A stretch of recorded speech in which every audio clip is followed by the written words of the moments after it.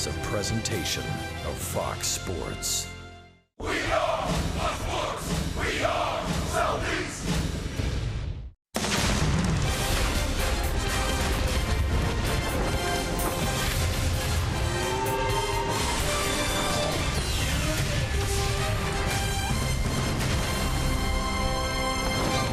April in the ATL moves to Washington, D.C. The final game of our series with the Washington Nationals. Braves trying to desperately break into the win column on a gorgeous day for baseball. It's Steven Strasburg and Julio Teheran before a big crowd here on a late afternoon tilt here in Washington. Hi again, friends. Chip and Joe. Perhaps today is the day. Atlanta was shut out last night, 3-0. Matt Whistler pitched a pretty good ball game. A couple of home runs cost him a chance to win. Atlanta's offense, though, has to find a way to get something done against Steven Strasburg, who appears to have figured out things against the Atlanta Braves. Yeah, he has. He's pitched real well against the Braves in recent starts, but today he's off his routine. And if anybody in the big leagues doesn't like to be off their routine, it's Steven Strasburg. He's got an extra day of rest. He's been battling a little bit of a flu bug, so he's certainly going to be a little weaker today, but 4-0 with a sub-1 ERA his last 4 starts against Atlanta. Outstanding work. Julio Teheran last year was awful on the road, except for his last 4 road starts. Good numbers there with a 1.80 ERA. He pitched well against Washington opening day. Kind of like Matt Whistler last night. He gave up a couple of homers, so he got no decision, but he pitched well. Let's hope he's improved over his last start where he really struggled against the Cardinals. Freddie Gonzalez has spoken of unconventional thinking. He's done that with regards to his lineup. We'll talk about that and get you set for first pitch when we come back in a moment. Atlanta Braves baseball is presented by Academy Sports and Outdoors. Right stuff, low price, every day.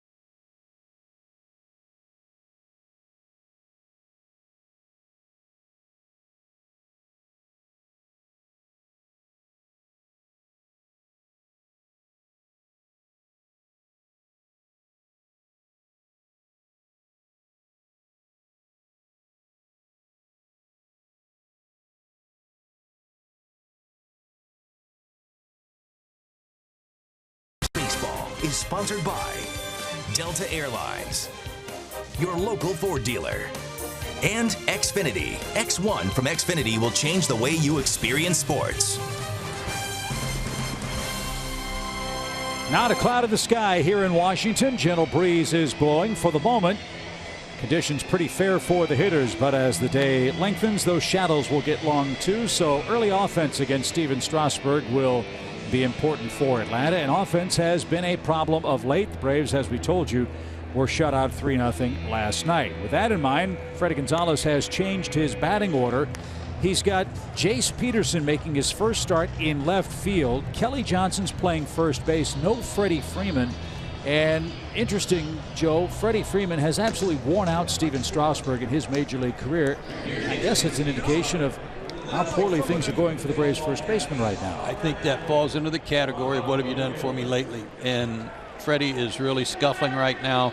Maybe a good day to sit back, take the day in, and regroup in Miami. Maybe it could be used later for a pinch hit appearance. Steven Strasburg, 6-2 in his last 10 starts last year, a 1.90 ERA. Made a start against the Braves in Atlanta, and he won the ball game 3-1, 6 innings, only 1 run allowed, walked 3, struck out 4. 27 years old, 6'4", 235. And he'll face Mallex Smith to start things off for the Braves. Mallex has had an eventful trip to Washington, as you know. He's picked up his first major league hit, but partner finding out that the relentless nature of major league pitching staffs, well, personified by Steven Strasburg and these Washington Nationals for the last 4 days. It's a great example of what you're going to be seeing. Be great if the Braves could put some pressure on Strasburg early, make him throw a lot of pitches early. If he is out of his routine, if he's not feeling 100%, and we've seen him when he's not 100% and how he mopes around the mound. If that's the case today, perhaps the Braves can take advantage early. That one found the mark. Lance Barrett has the plate today. 3 balls and a strike for Mallex Smith. Markakis and Garcia to follow here in the top of the first. And a good start. Fast man aboard, so Strasburg will have to worry about Mallex Smith. Here's his defensive lineup this afternoon. Dusty Baker's also changed things around. Day game after the night game. Off day for Jason Worth. Chris Heisey gets the start in left. Matt Den-Decker for Michael Taylor in center. Standard operating procedure for the rest of the Nationals here in Game 4 of the set.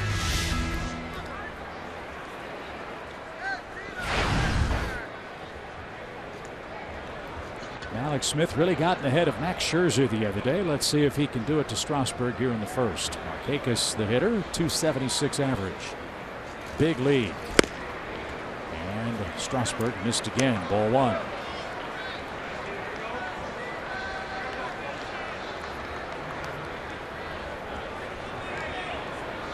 Nick with 6 doubles, 6 RBIs on the year.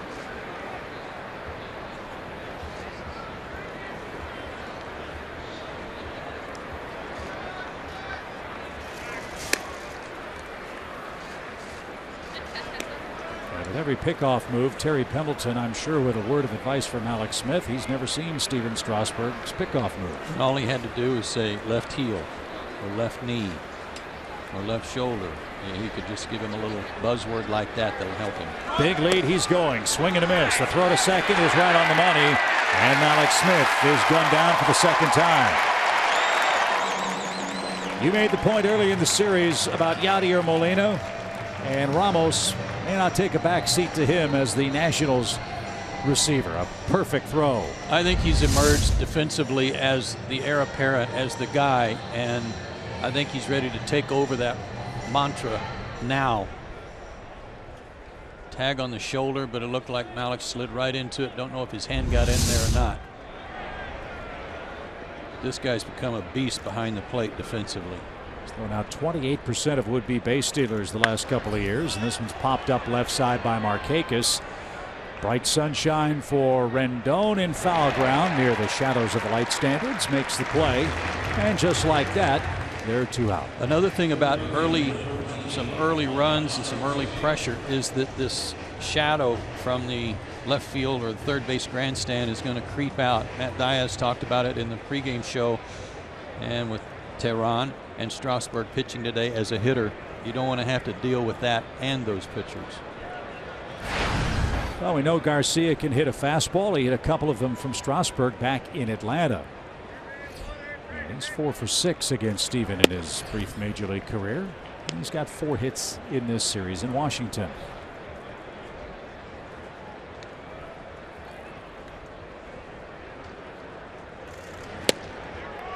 There's the slider. He's always had a good fastball, as you know. Always has thrown hard. Always had a good hard curveball, but he's added, or I guess you could call it the return of his slider and a cutter. So he's got 5 pitches. And if he can keep them all on time, look out, says his teammate Max Scherzer. That fastball crackled across at 96. 1 ball, 2 strikes. And right off the thumbs and into the seats. Well, I know you had a conversation with Max Scherzer before the game. Sounds like he's had a big influence on Strasburg. Yeah, he said something interesting. Talked about his development as a pitcher. Dan Herron taught Max Scherzer it takes you really 3 major league years before a pitch is major league ready. As that one's cut on and missed. The changeup for Strasburg, the crackling fastball, the slider, and the cutter all in play in the opening inning. We'll talk more about Steven Strasburg's reemergence as we hope Julio Teheran gets off to a good start next.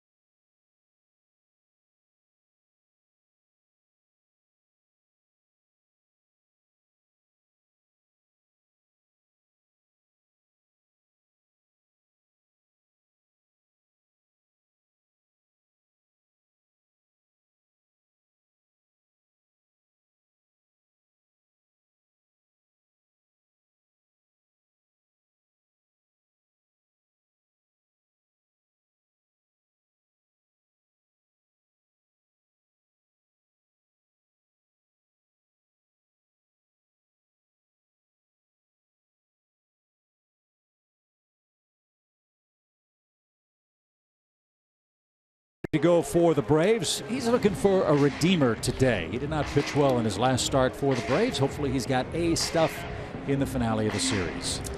Those are his numbers from last year. 8-2 at Turner Field, 3-6 with a .540 on the road. His last few road games, though, were pretty good. He went 1-1 with a .180. Lifetime, he's 3-2 against the Nats. And his 4 keys to pitching success today. Hey, be the first kid on your block to put a W up and have a win in the win column. Be the first guy. And then Bryce Harper has ridiculous numbers. We'll tell you about that when he comes up here third this inning.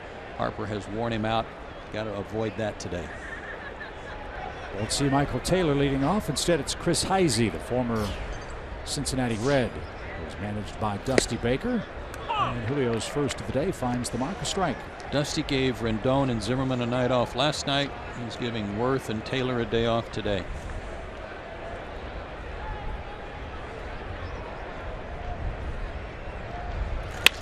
And that is just foul.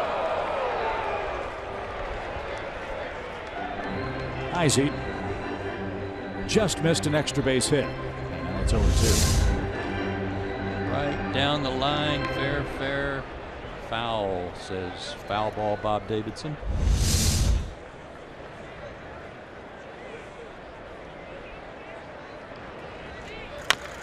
Slow roller left side. Adonis charges, gloves, and throws high on the run, but Kelly Johnson stretched out and made the play. And there's the first out. Mentioned in our open, the unconventional thinking of Freddie Gonzalez. It's expressed defensively today, where Kelly Johnson gets a rare start at first. Jace Peterson makes his first big league start in left field, a position he did play a time or two this spring for Atlanta. Yeah, I don't have too many concerns about Jace in left field. You know, he's a defensive back in football. Guy who had to chase the football all over the place. He can go get him out there. He was getting a crash course in defensive play during batting practice today in Washington. As Rendon takes a strike. Both Jeff Francoeur and third base coach Bo Porter were out there helping Jace get accustomed to the grandstand here in Washington. I would imagine this is a tough place to try to break in. It's a gray grandstand here.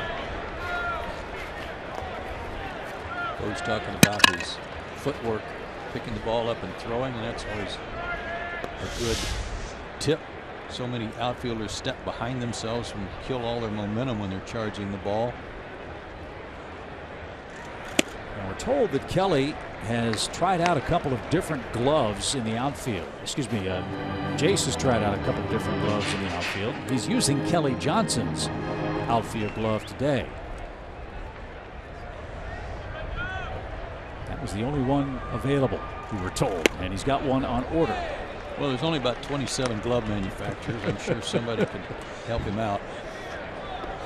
I guess he couldn't get to Academy Sports before the ball game today for his own, but hopefully Kelly's will serve him well today. 2 balls, 2 strikes for Rendon. And downstairs, a full count.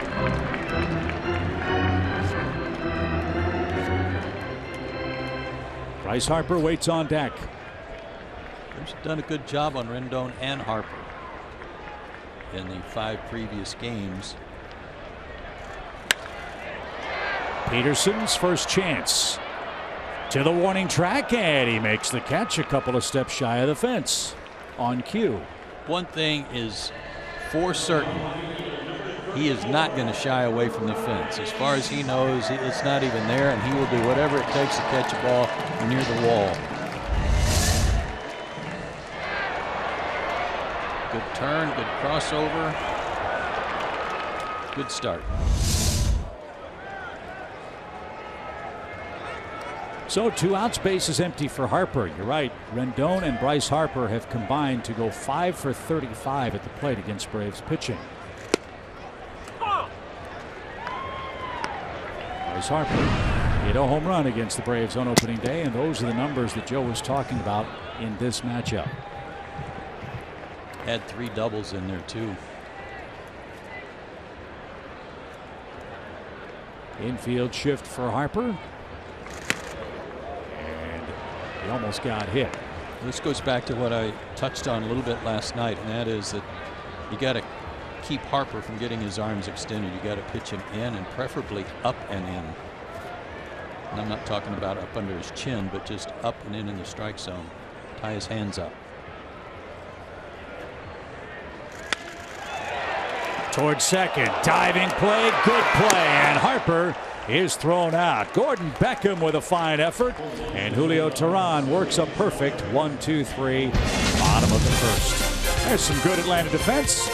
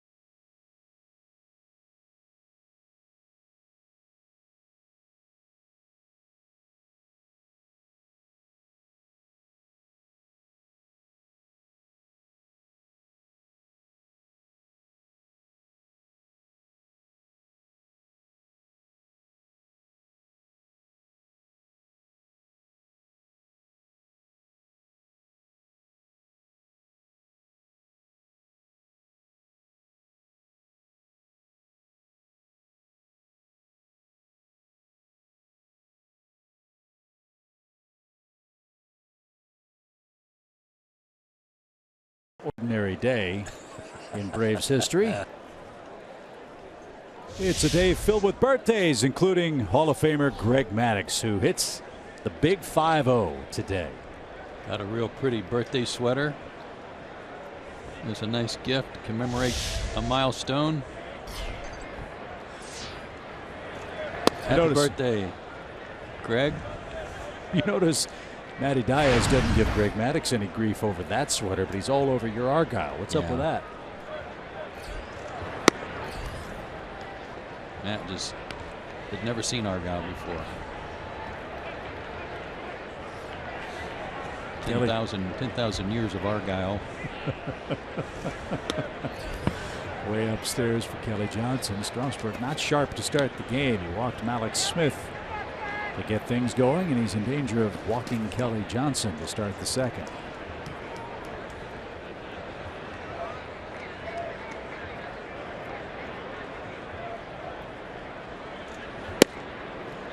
Ball 4, second walk for Strasburg.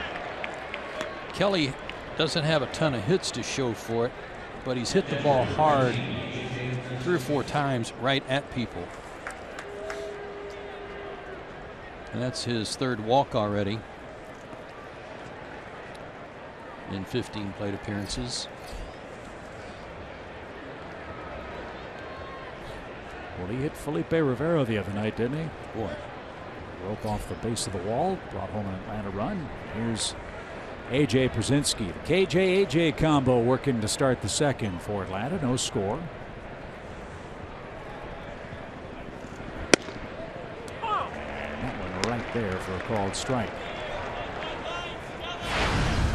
3 hits for Przinsky in the series.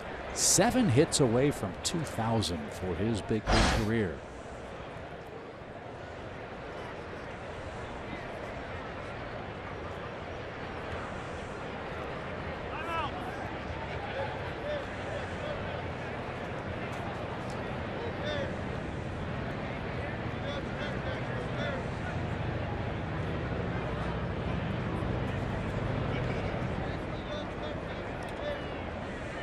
No balls and a strike.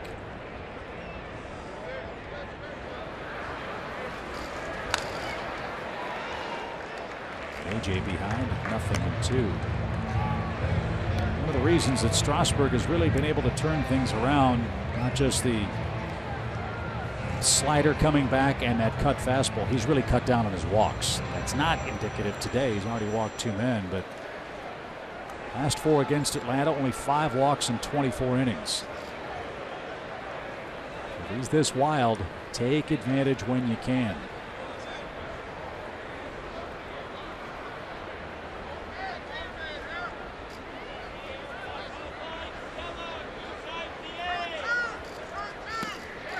And AJ didn't get the breaking ball. The curve got him. And Przinsky is down on strikes.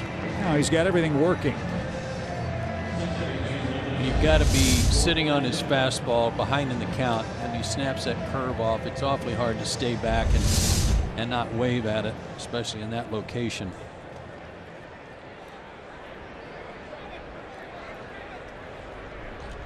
This guy has terrific weapons, Strasburg, and a great arm.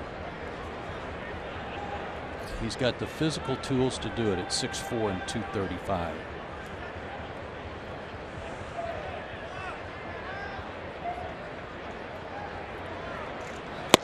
No one has seemed to be able to whittle out of him since he was drafted and signed as the #1 pick in the country.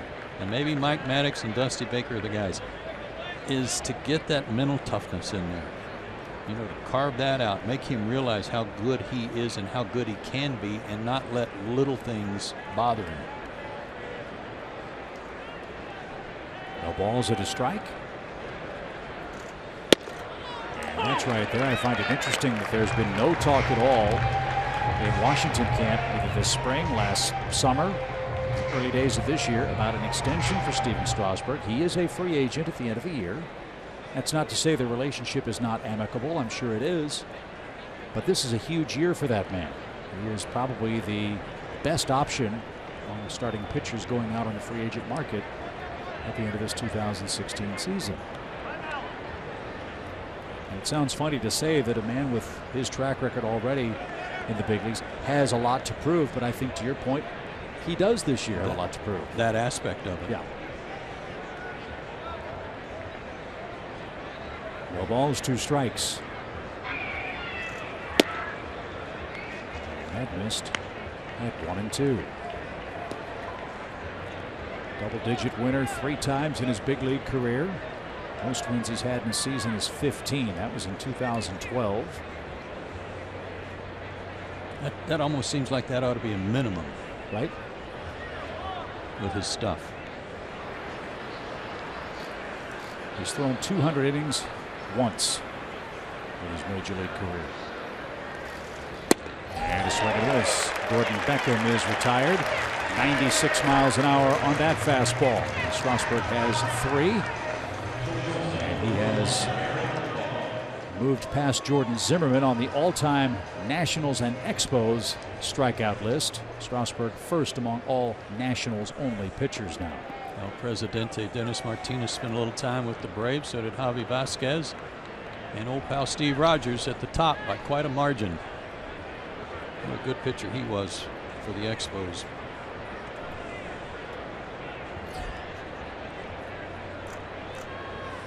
Here's Eric Ibar, and at first 2 outs. Kelly Johnson walked. AJ and Beckham struck out. Ibar 1 for 12 at the plate in the series. And looks away at ball 1. And that shadow I mentioned is beginning to creep out. Getting closer and closer to home plate.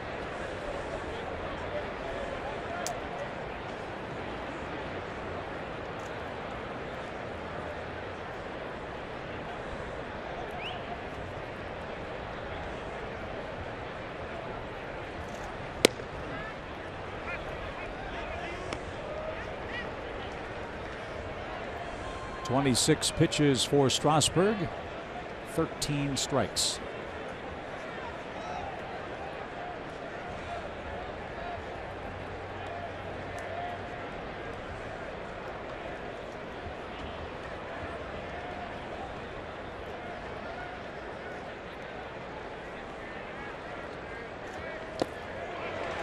There's the change.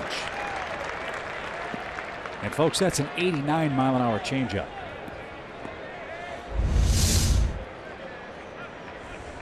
What a good pitch in a good spot.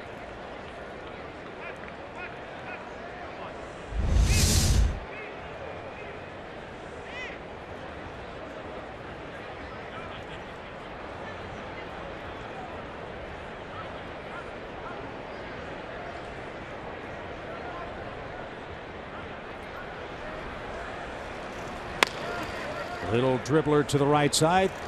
There's a 95-mile-an-hour fastball, and it gets Strasburg out at the top of the second. Zimmerman, Murphy, and Ramos coming up. Still no score.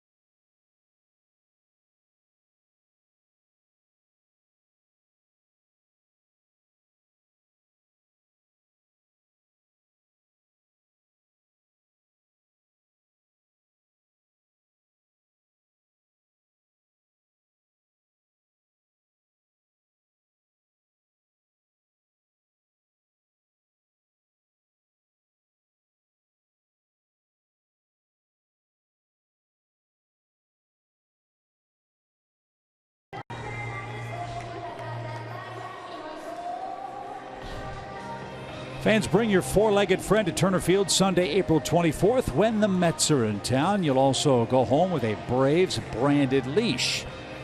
Visit Braves.com/bark to get your tickets today. That's cool. Kelly Johnson gets the start at first base today. He hasn't done that a lot in his major league career. But more than I thought. That number surprised me that he's been over there that much.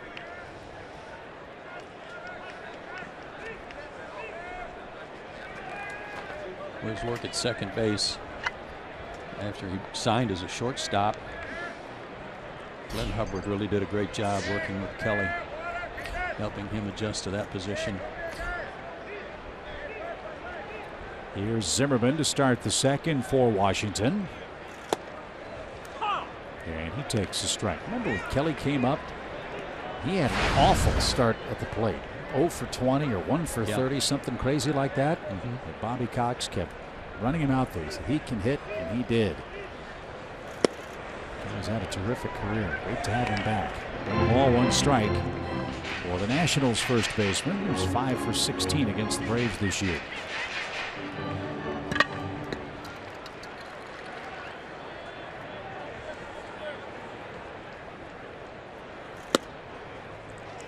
Kelly was a compensation pick between the first and second round by the Braves, 38th overall. And his second year, his first full year in professional baseball at Macon, was something else. He was a shortstop. He hit .289 with 23 homers, 66 RBIs, stole 25 bases. That put him on the map.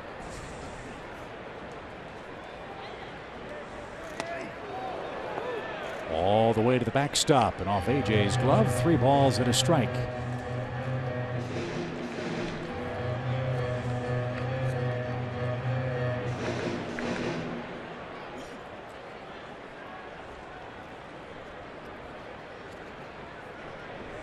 Strasburg with 3 strikeouts in his first 2 innings.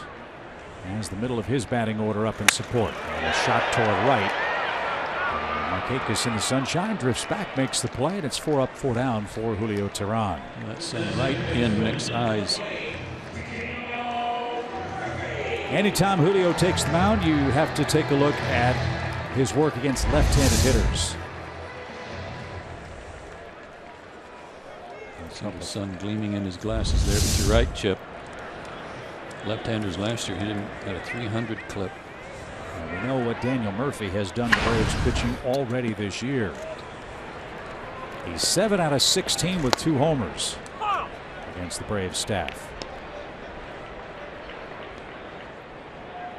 And all he's done in the first 7 games for Washington is hit a cool .500. That's against everybody.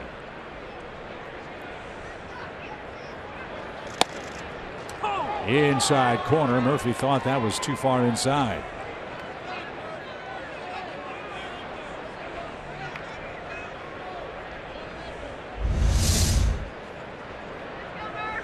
Came back a little bit.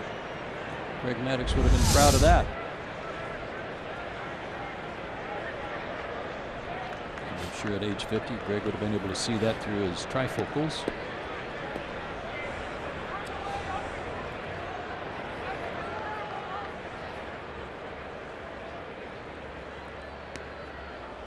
Swing and a miss. Oh, Murphy was carved up by Julio Teheran.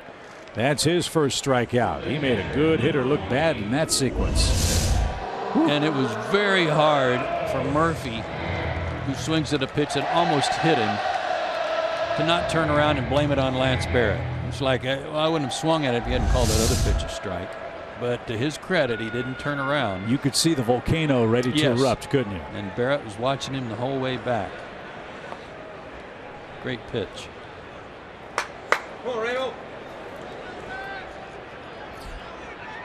So here's Ramos, another man that's hurt the Braves. And he's our Georgia Lottery hitting the jackpot feature. Look at what Ramos has done against Atlanta over a 20-game stretch.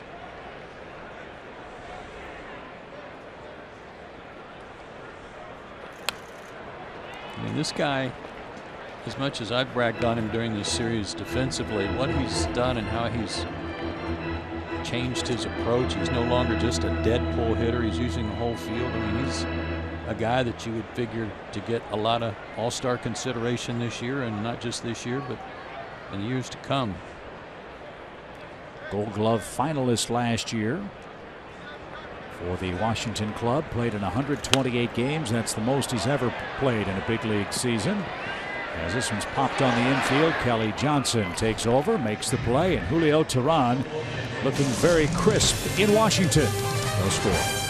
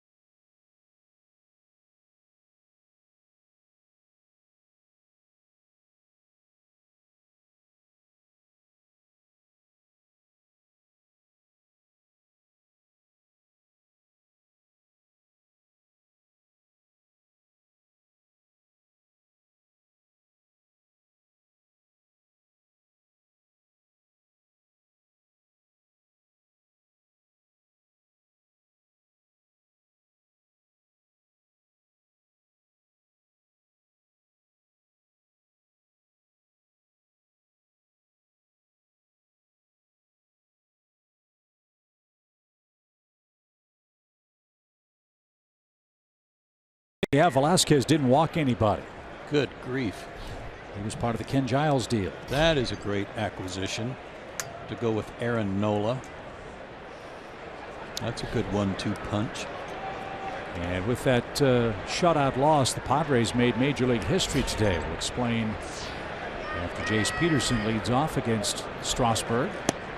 San Diego Padres became the first team in history to be shut out in 5 of their first 10 games. They have 3 wins.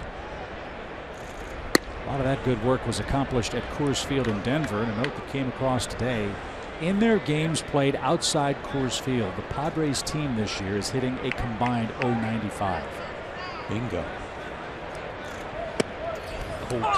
Whole team under 100.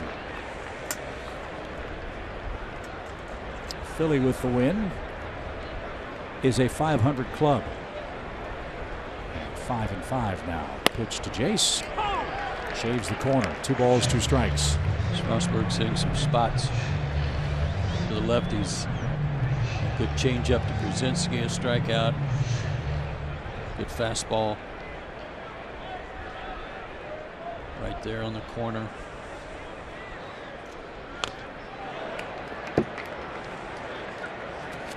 This game featuring 2 pitchers who late last year really turned things around. Joe mentioned Julio Teheran's good work. Same thing for Steven Strasburg. First the 2-2 pitch. And it's lined the other way by Jace Peterson. He's hit the ball to left a couple of times in this series with good results. And now Julio Teheran a chance to bunt him over. It's great to see Jace go the other way. Fastball. Had a lot of the plate, might have been a little late on it, didn't matter. He hit it solidly, and now a chance to get into scoring position if Julio can get a bunt down. And Julio, as good as the Braves pitchers were moving runners over last year, Julio might have been the best.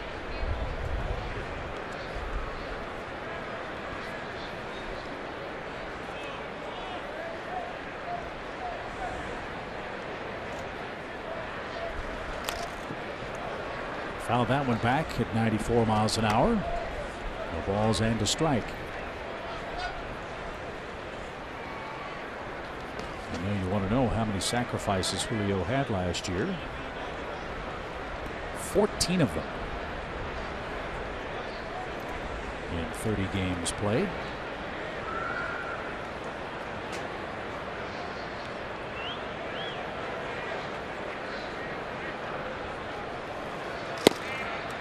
How bad's the vision right now with those shadows right in front of the plate? Not too bad. At least you can see the ball out of Strasburg's hand, and he's traveling a short timing. You don't have much timing to adjust to, but at least half the flight is in the sunshine.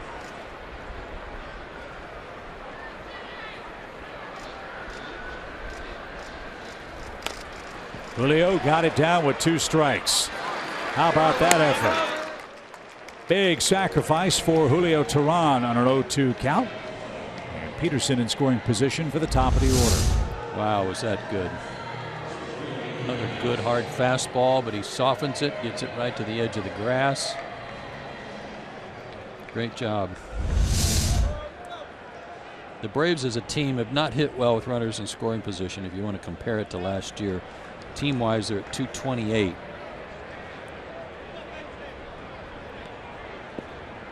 Alex Smith 1 for 3 already in that category. He walked and was thrown out trying to steal in the first inning. Tardy, swinging strike. Markakis on deck. The best on the team are 4 for 8.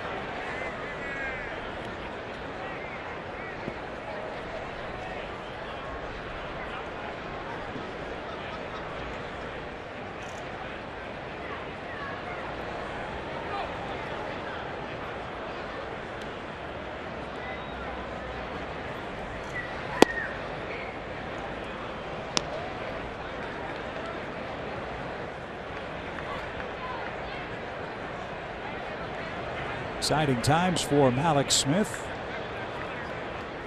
Had a great play last night on a shallow fly ball to center field. Not only did he have to concentrate on catching the baseball, he had to avoid Jace Peterson.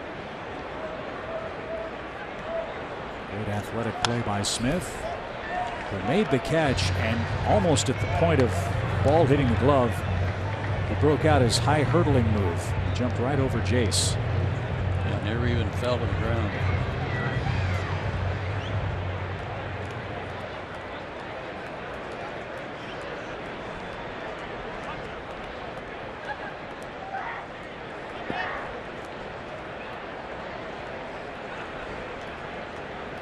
He'd like to bring Jace home here with 1 out. 1 ball, 2 strikes.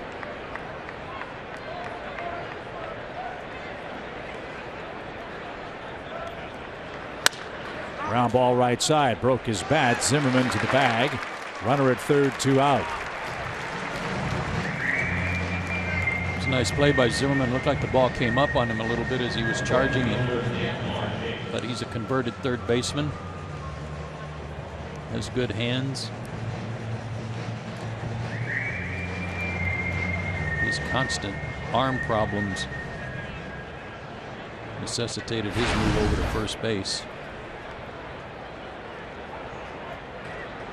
It was painful to watch. I'm sure it was painful for him to play. As good a player as Zimmerman is, kind of hurt to watch him throw the ball from third base. But now he's at first, and Markakis is in the box. You got right-hand hitting Adonis Garcia waiting next. We'll see if Nick gets anything good to hit. Good. Got a fastball. It was late. Strike 1. Nick likes to go after that first pitch with runners in scoring position. He's 4 for 8. He's 3 for 6 with 2 out. Club leader in RBIs with 6. And he popped out his first time up. Need a run. Braves were shut out last night.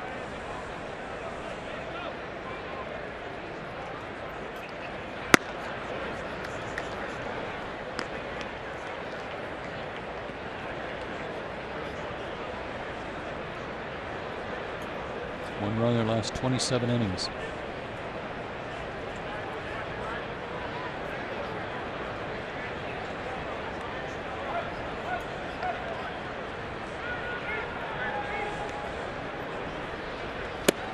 Did he go? He did not. 2 balls and a strike.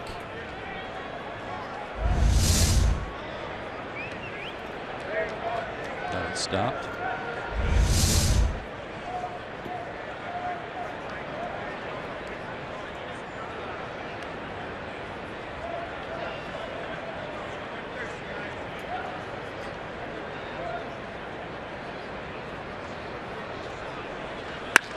Hot shot, a base hit. They pitch to Markakis and pay the price. A 2-out hit to left makes it 1-0 Atlanta. Nothing like those 2-out knocks that drive in runs. Little ABC baseball for the Braves. Nice 2-strike bunt by Julio.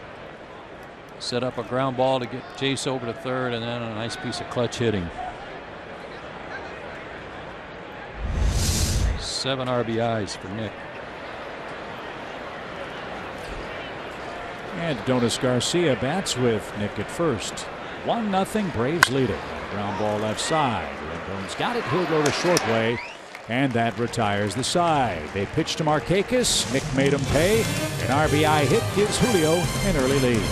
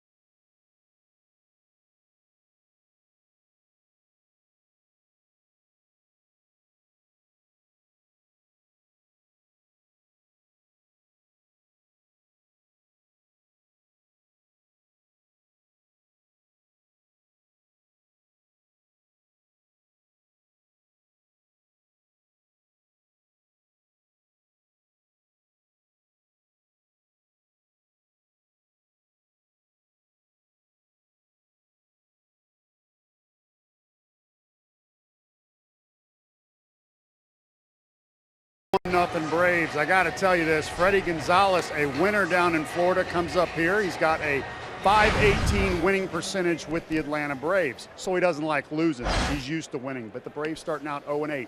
What is his job? He said, Paul, I can't have this place be a morgue. We got to stay positive. We are going to get through it. We are rebuilding. I don't want the guys satisfied with losing, but I also got to make sure that they enjoy coming to the park every day and get ready to turn this thing around. Back to you guys. That's a good point, Paul. Yeah. I think we all have to remember, yes, the Braves are winless on the year at 0-8. But they've only been blown out in one of those 8 games. I mean, they've had leads in a good number of them, just haven't been able to seal the deal. Had a lead in the 7th inning or later in 5 of the 8 games. And last night they played a good ball game, played a good game the night before, lost last night 3-0, lost 2-1 to a team that some say has got a great shot to go to the World Series. So they've been able to play with the Nationals, just haven't been able to beat them. Maybe today's the day. As Julio looks sharp, his fastball's back after a disappointing outing against the Cardinals last time. Bounding ball foul at first to Matt Den Decker.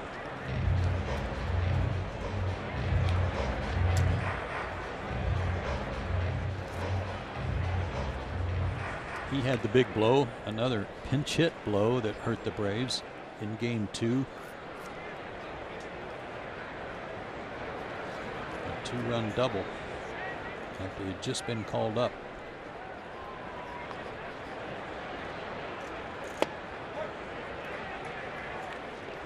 Mentioned the lefty-righty splits for Tehran. Den Decker, a lefty. A 2-2 count.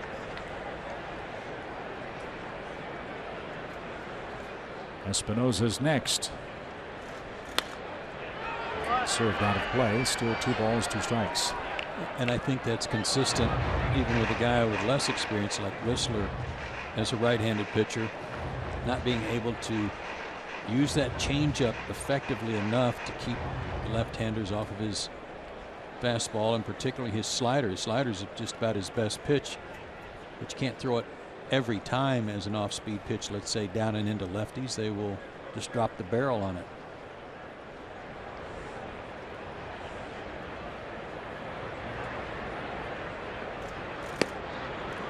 That missed up and away, full count. That's why I thought the conversation with Max Scherzer was so cool. I've never heard a pitcher say that,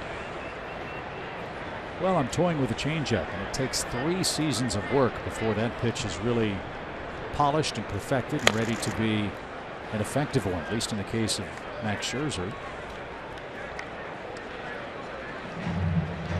Yeah, that may be the case with what Dan Herron expressed to him. For a guy like John Smoltz, he felt like maybe a week. I've got it perfected. Yeah. I'm ready to go with my knuckleball. Inning to inning sometimes, yeah. Right? He wasn't afraid to make up stuff on the fly. As Den Decker walks. And he represents the tying run. Well, it really is interesting. You look at Max Scherzer's career. Remember, he broke in with the Diamondbacks. First full season, 9-11. Second year in the big leagues, and first with the Tigers, went 12-11. And 15-9, 16-7, 21-3, 18-5 in his last year. And in his first with the Nationals last season, 14-12 with a couple of no-hitters.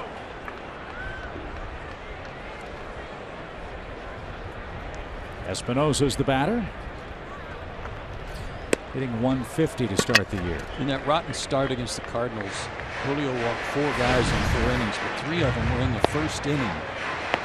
But nobody scored. He had to throw a ton of pitches, 26 in all.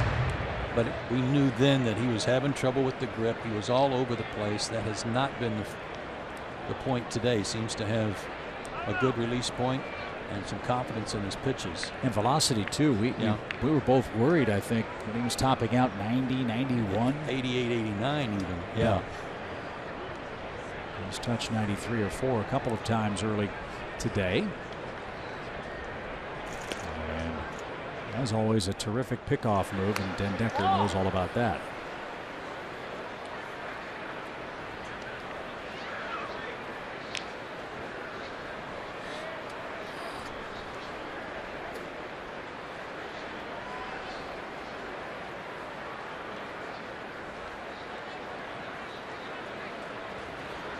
Yep. 2-0. Ibar in for a chat.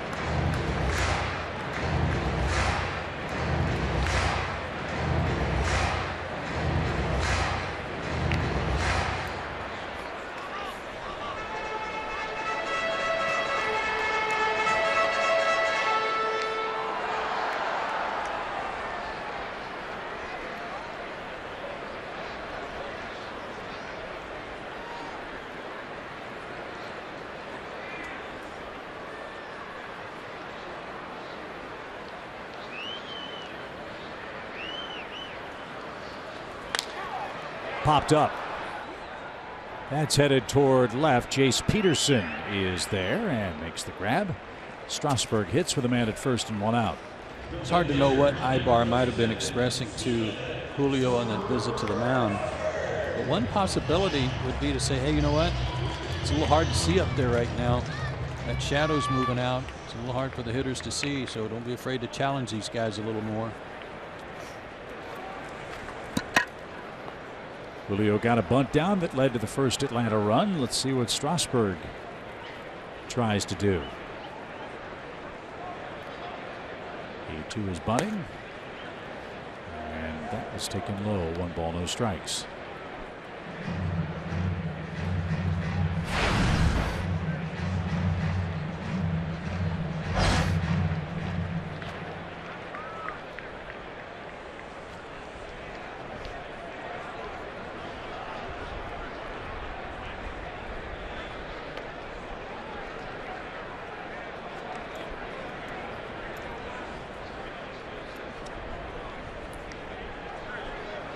Nationals have 6 stolen bases this year in 8 tries.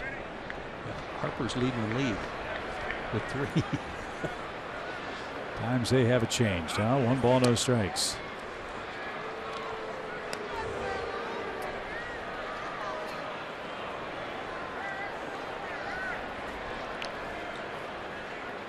I expect Bryce Harper to lead the league in a lot of categories, but not stolen bases. 1 ball, no strikes. And that's bunted off the plate foul. Even count. White Sox beat the Twins today. Minnesota falls to 0-9 to start the year. The Chicago White Sox, with that win, take a 1/2 game lead over the Royals atop the American League Central. Twins scored 1 run. 1 run. That's 14 total runs for them in 9 games.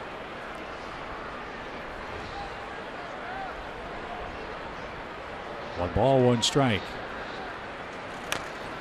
And bunted foul. AJ tried to steal an out. See that? Use those shin guards to almost goaltend the ball into fair territory.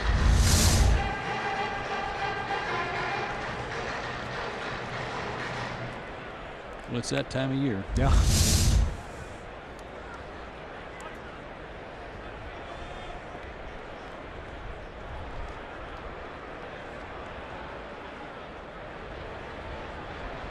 One and 2. And Strasburg gets a bunt down with 2 strikes. Julio goes to second. Out there, safe at first. And a hard slide by Den Decker into the bag at second base. Ibar was asking for an appeal by the second base umpire, Dan Iasonia. Braves might appeal this play. Did he keep the bag? Did he slide too late? Ibar's saying he pushed him, and you can't pop up and use your hands. If he used it, in that case, it looked like a forearm. Kind of shove him backwards. Now, it could have been the slide that did that, the momentum of his slide, but it was obvious that Ibar got pushed backwards on it. I think it was okay, and they're not going to appeal it. Braves will take the trade. Strasburg at first. Heisey in the box. Now 2 outs. And popped up left side. That's over the Braves dugout and out of play.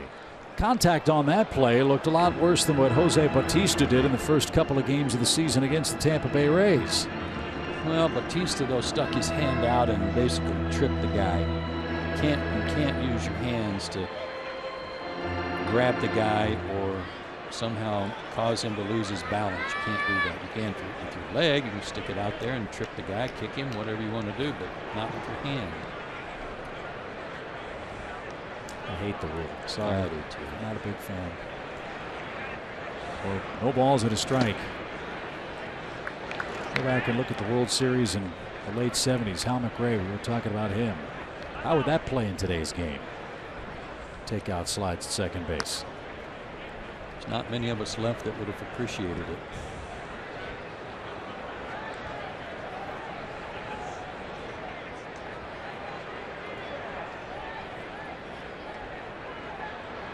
One ball, 1 strike.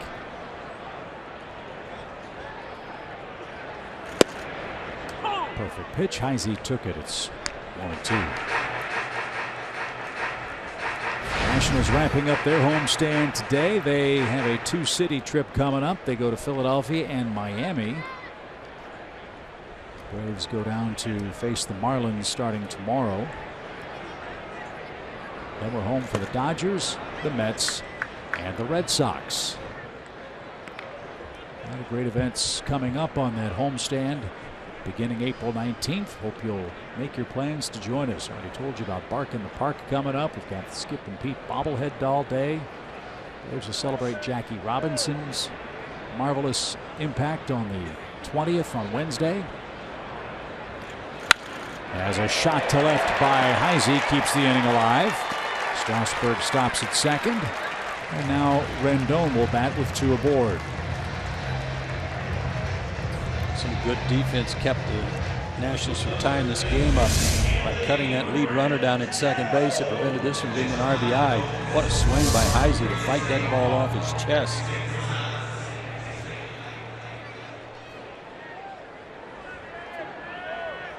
Despite their defensive problems the first 5 games, the Braves only made 1 error in their last 4. Tightened that up quite a bit. Off the plate to Rendon. Washington off to a 6-1 start. Here's an interesting number. Arguably their best right-hand hitter doesn't have an RBI yet, and that's Rendon.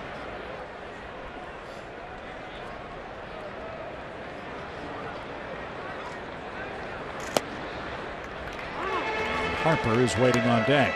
Don't want to lose Anthony Rendon here.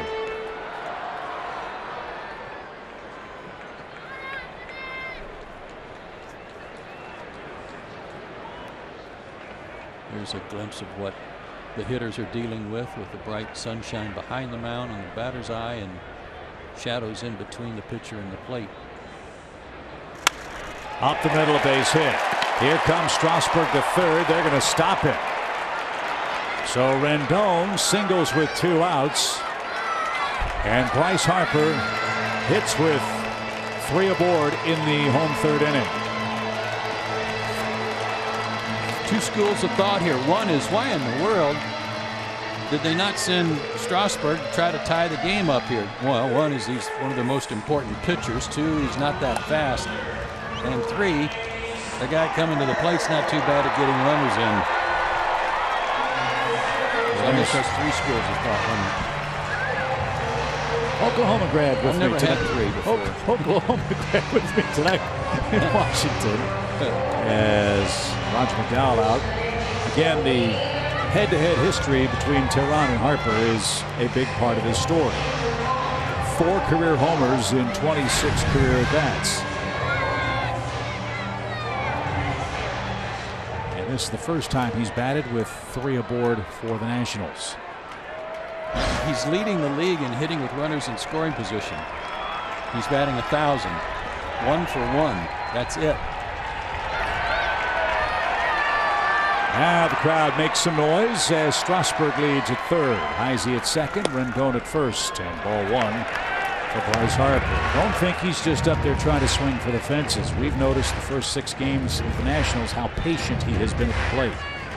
Harper's also walked 7 times and only 3 strikeouts. 2 of those came last night.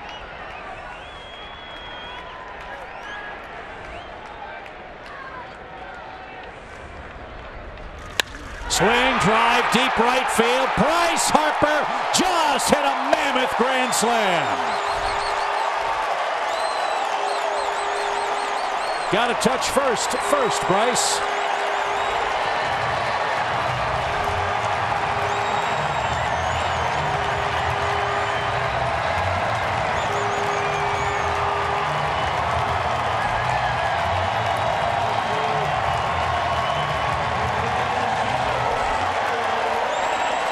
That 3rd school of thought was the one. He hit that off the facing of the 2nd deck.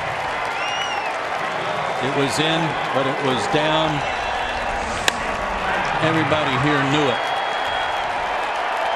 And then he missed first.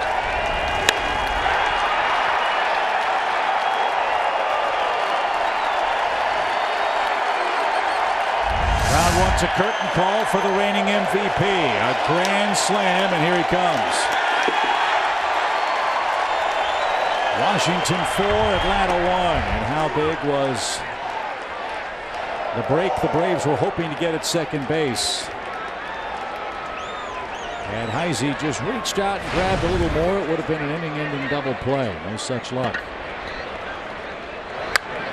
Now a little pop right side. Kelly gives chase over near the stands. And can't get there in time. He wouldn't have had a play. It's 0-2 for Ryan Zimmerman.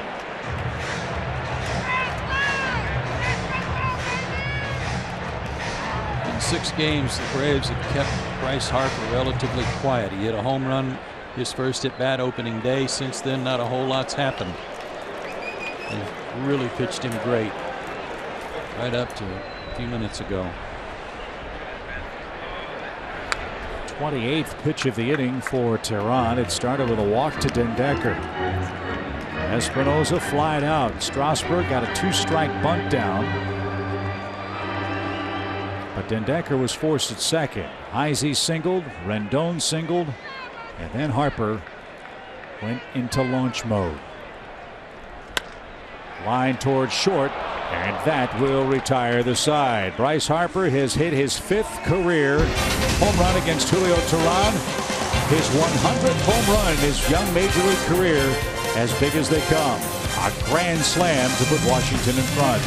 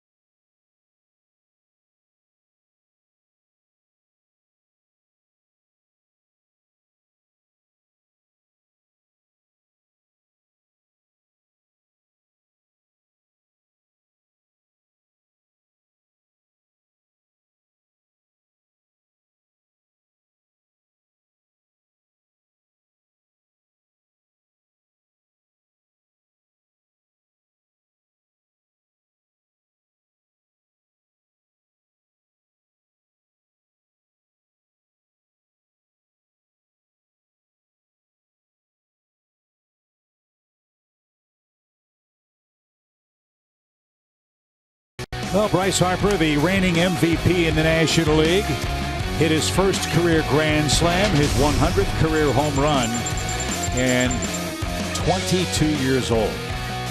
First career slam, huh? First. Wow. Well, he'll remember number 100 as a result. You know, since that early set two that he and Tehran had a few years ago, it's been all Harper. 5 of them that he's hit off of Julio in 27 at bats. So Steven Strasburg has been staked to a 3-run lead. Let's not forget he had a hand in that inning, getting a 2-strike bunt down. And his right fielder hit it off the facade of the second deck in deep right. Comebacker. And Kelly Johnson's retired for the first out in the Atlanta 4th.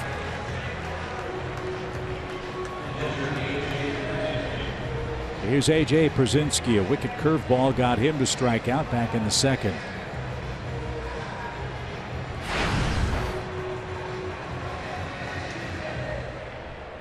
Tanner Roark turned in a big performance for the Nationals last night. He went 7 innings. And the reason that's important, I think, is I wonder if Dusty Baker has any idea of what Strasburg has in the tank today. And being sick yesterday, his scheduled start pushed back to today. I bet if he can get 5-6 out of Strasburg with a lead today, he'd be thrilled. I would think so.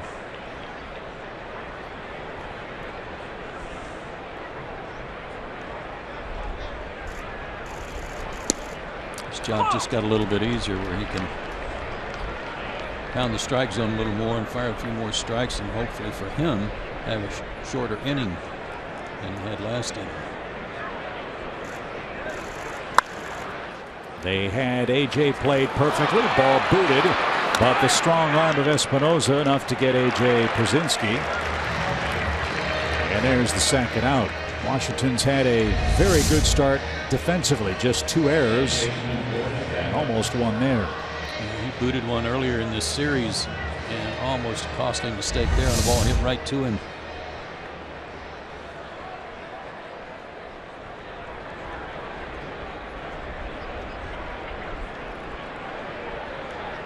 Gordon Beckham is 0 for 1. He's the third and final strikeout victim of Strasburg. Gordon gets the start at second today. No Freddie Freeman for Atlanta.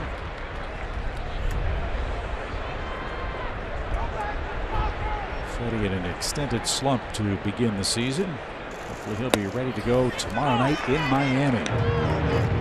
Wei-Yin Chen will lead things off for Miami in rotation. Williams Perez has the ball for the Braves.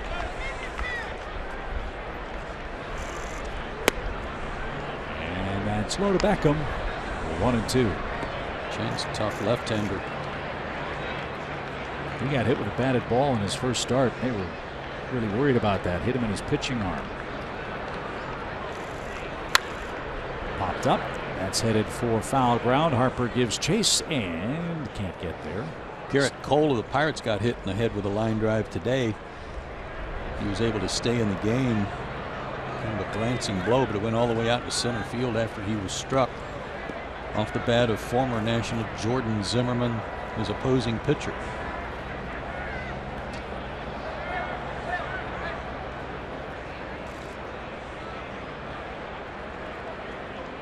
Strasburg waits a moment to let Harper resettle in right. 1 ball, 2 strikes, 2 quick outs.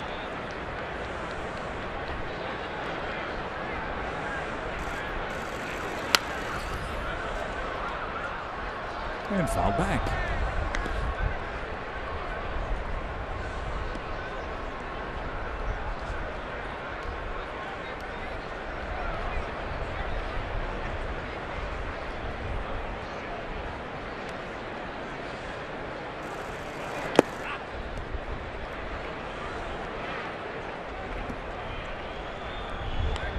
Sometimes on his slider, and maybe it's hard for a guy who throws as hard as he does to not overthrow it and want to throw that slider as hard as his fastball, but he has a tendency to yank it over in the left-handed batter's box when he does that.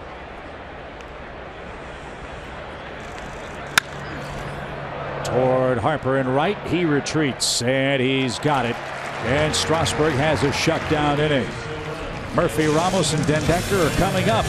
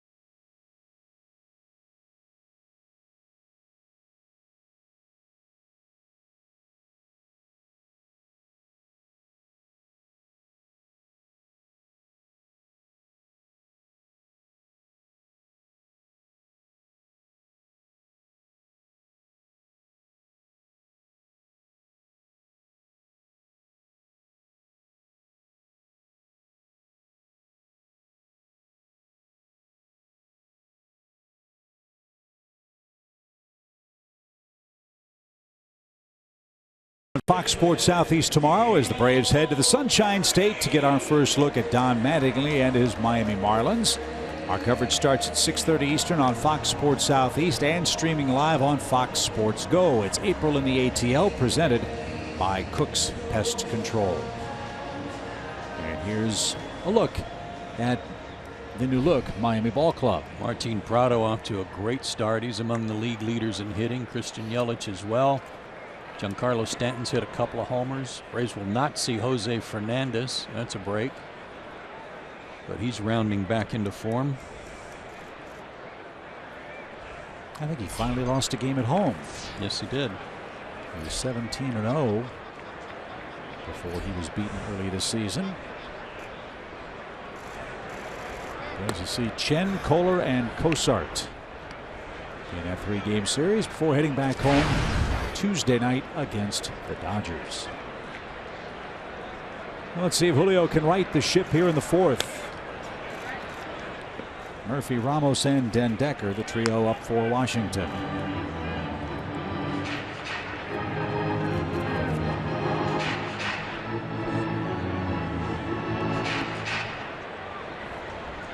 Murphy swung and missed a ball that almost hit him.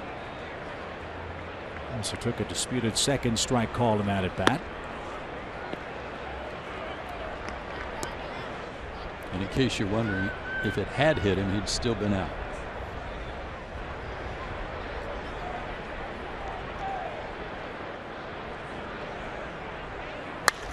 Sharply hit out to second. Beckham from the cut of the outfield grass gets his man. 1 out.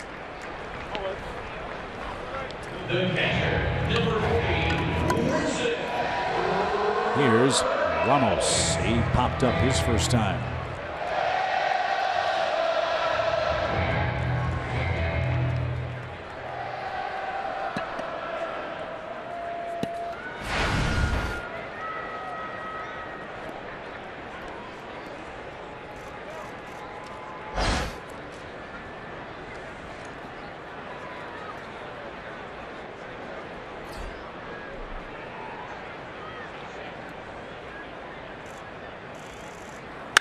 Swing, and that's hammered deep toward the Braves bullpen. Ramos has left the building. A long home run.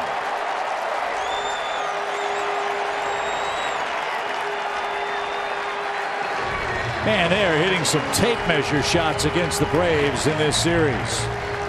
First of the year for Ramos makes it 5-1.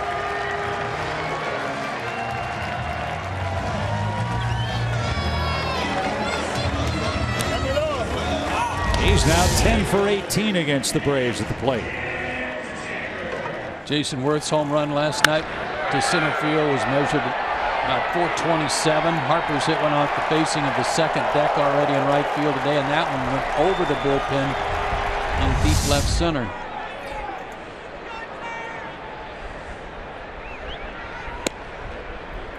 .27 homers allowed by Julio last year. He's given up 2 today and 4 in his first 14 innings.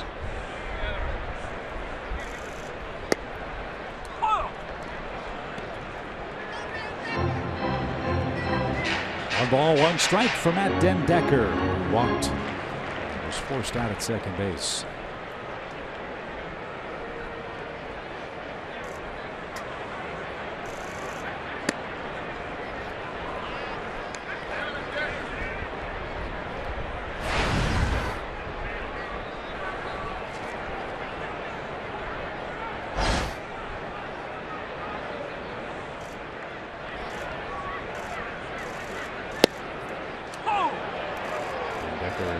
Thought that was a little low.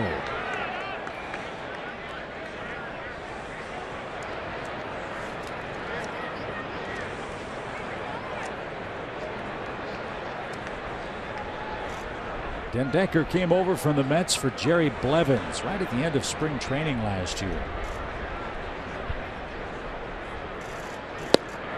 And he swings and misses. Good curveball got him. Julio Teheran with his second strikeout, first since the second inning. 2 down.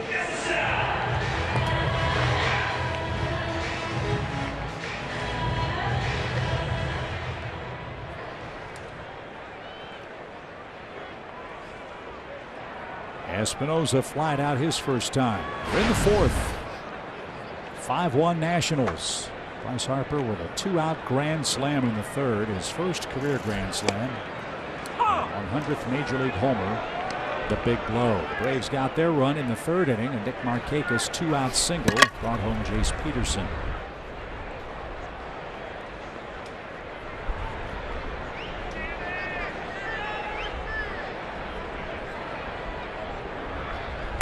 something that's plagued the Braves in the early going, partner. Add scores, but then can't get a shutdown inning. Seems to happen quite often, and lose all the momentum you built with that clutch 2-out hit from Nick Markakis.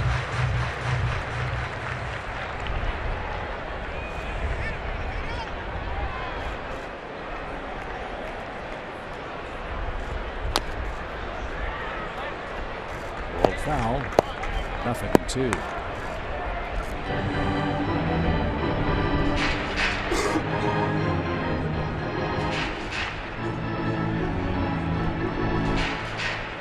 Talking about how Rendon didn't have an RBI last inning. Had a chance for one, but they held Strasburg up at third base. All their RBIs are from the middle of the order. Third on down. And they're without their leadoff man, the normal leadoff man, Ben Revere, who's hurt. Ryan Zimmerman only has one RBI. And mostly Harper, Murphy, Ramos, and then last night Worth chipped in.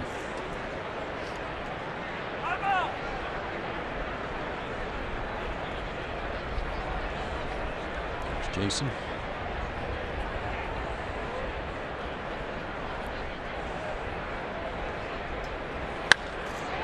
Popped up. High bar drifts out. Malik Smith comes in, and the young Braves center fielder puts that in his pocket. Ramos has another hit against the Braves, his first homer of the year.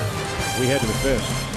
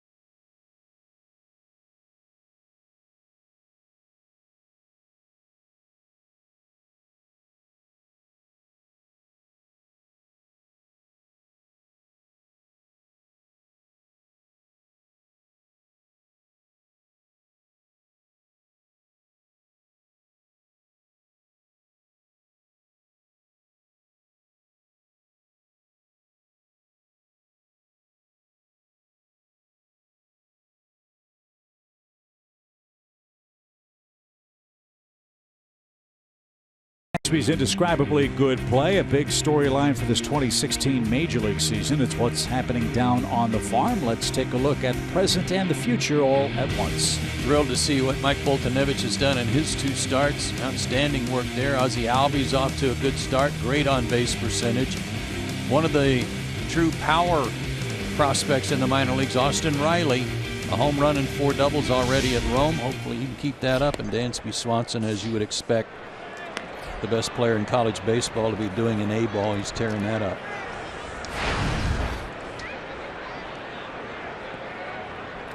Aaron Blair gets the ball for Gwinnett. Their home opener is this evening. Good. So we wish Brian Snitker and the Gwinnett Braves all good things tonight. By the way, Rio Ruiz at Gwinnett. Remember him? Sure. Third baseman. He's hitting .318 to start the season. Braves like his bat a lot. Mississippi, Sean Newcomb goes tonight. He's got no record of 1.80 ERA. He's a big lefty. Matt Withrow pitches for Carolina against Myrtle Beach tonight.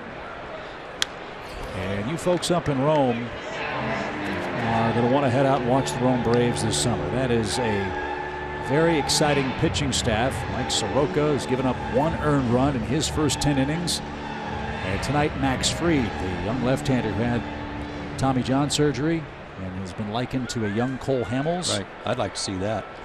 Is pitching in Asheville tonight. Ground ball pulled foul. Make the drive up to see the Biltmore. Go to the ball game, watch Max Fried pitch. Come back tomorrow. Sounds like a plan.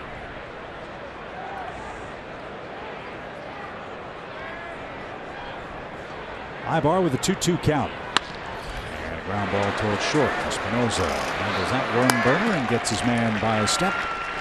Ibar is retired to start the Atlanta 5th.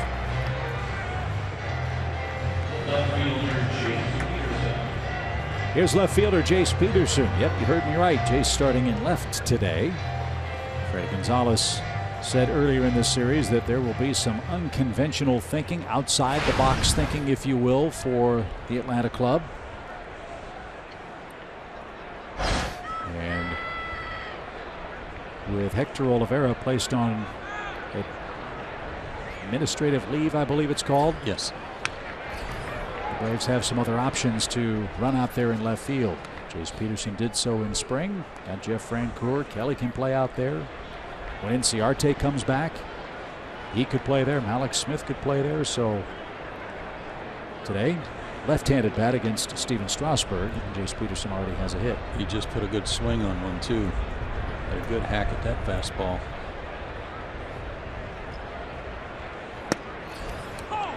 Nasty pitch on the inner corner, 0-2.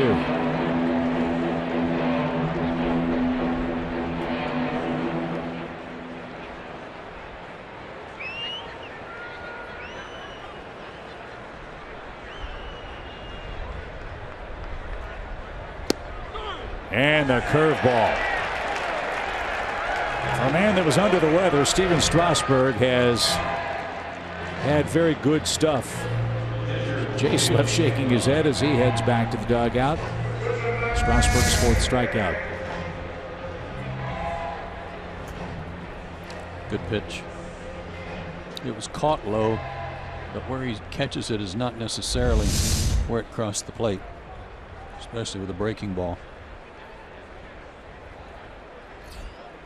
Julio got a 2-strike bunt down his first time up. That led to the Braves' run. He bats with 2 outs and the base is empty here. Saved his best fastball for the pitcher, and that was 97. Julio serves a 96-mile-an-hour pitch to center. Den Decker tracks that down, and Strasburg is beginning to roll. He's got a 4-run lead.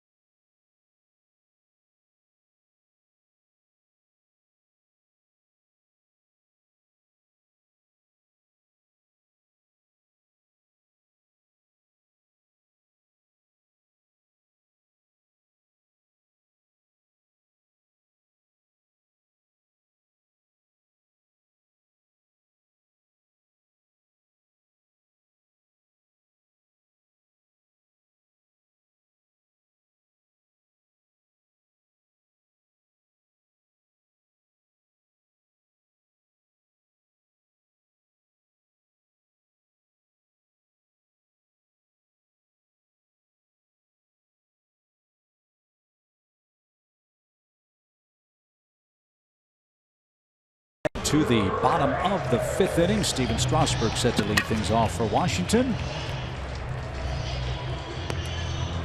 Guys, a home run that Harper hit, the grand slam, was a pitch down, came over the plate. We've been talking about how you got to pitch him up. This pitch here last night running up and away from him by Whistler for a strikeout. But today, a two-seamer that started in and came right back over the middle of the plate, knee high. That is the danger zone. And Paul Bird, you had a real nice view of it from a side angle down there. That knee high stuff, middle end to Harper, is death.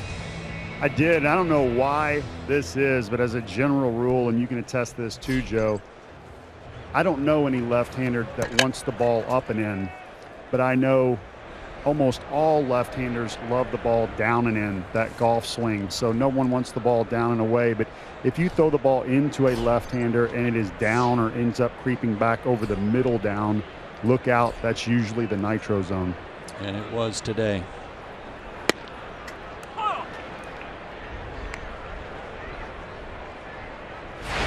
Strasburg reached on a fielder's choice and scored ahead of the Harper grand slam.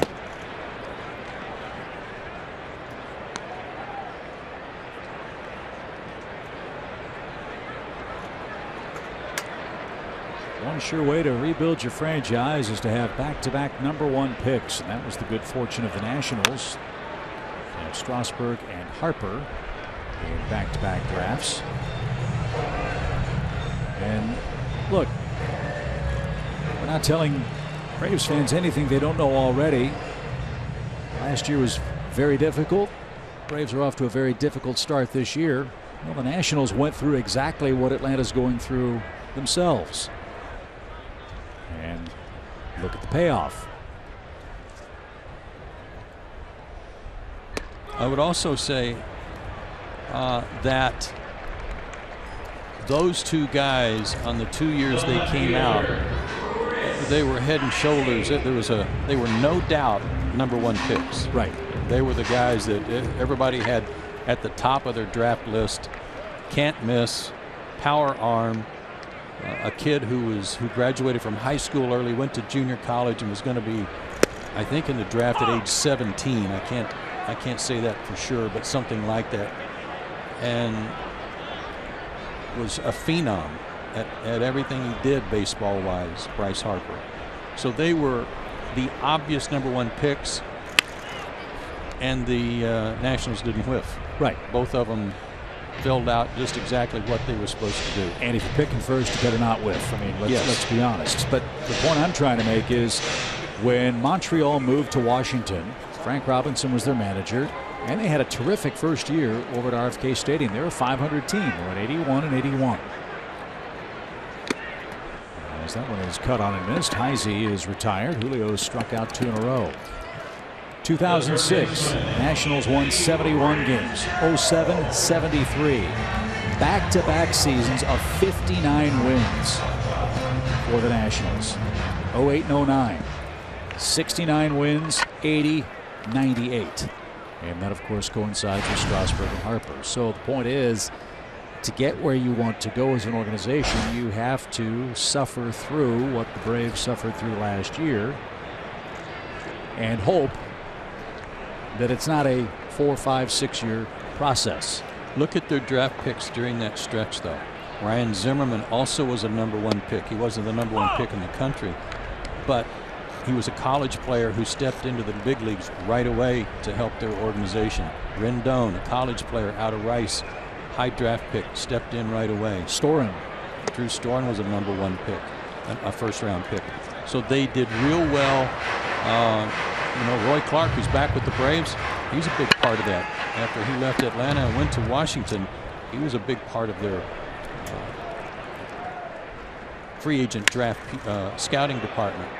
So they did wonderful things to get their organization going in the right direction in a real quick fashion with those draft picks. And that's the similar plan that the Braves have. They've done it differently than Washington did, in that a lot of these so-called big-name players for the Braves were traded away for prospects, but those prospects are coming. Well, they weren't just prospects either, Chip. I mean, yes, they were and are, But a lot of those guys were these same high selections in the drafts. A lot of them were first-round picks, right? Like Aaron Blair and Dansby Swanson, just two to Max Fried, all guys who were first-round picks by their respective teams. So if those guys pan out the way the Nationals picks have, Braves are going to be in great shape. And so I've used this line before, and I've talked about it a lot. Remember when the Rockies went to the World Series, their one season in Denver? Clint Hurdle was asked about the renaissance that the Rockies had gone through, and he used a line that I've never forgotten. And he said, "It takes courage to have patience." Sharply hit toward third. Great play, Garcia. 360 spin and a strike. Losing 8 in a row isn't fun for anybody, but there is light at the end of the tunnel, and Braves are hoping it'll be sooner rather than later.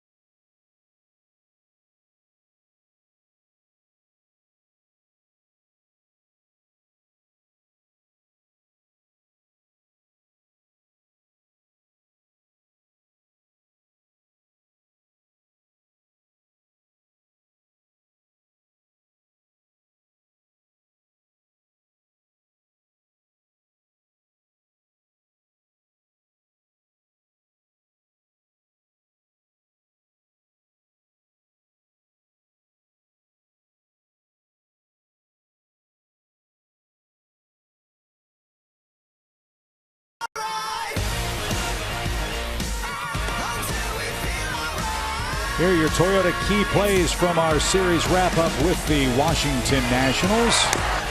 Unfortunately, Bryce Harper made some personal history. His first career grand slam. Ramos is also homered. And Steven Strasburg has been staked to a 4-run lead as we head to the 6th inning. Third time up from Alex Smith, who has walked. He's been caught stealing, and he's bounced out to first. So far, so good for Strasburg. 70 pitches through his first 5 innings and 1 pitch. But their bullpen was all kind of stirring around down there just a minute ago, like everybody was beginning to stretch and get loose, like they may not try to go too much farther with him.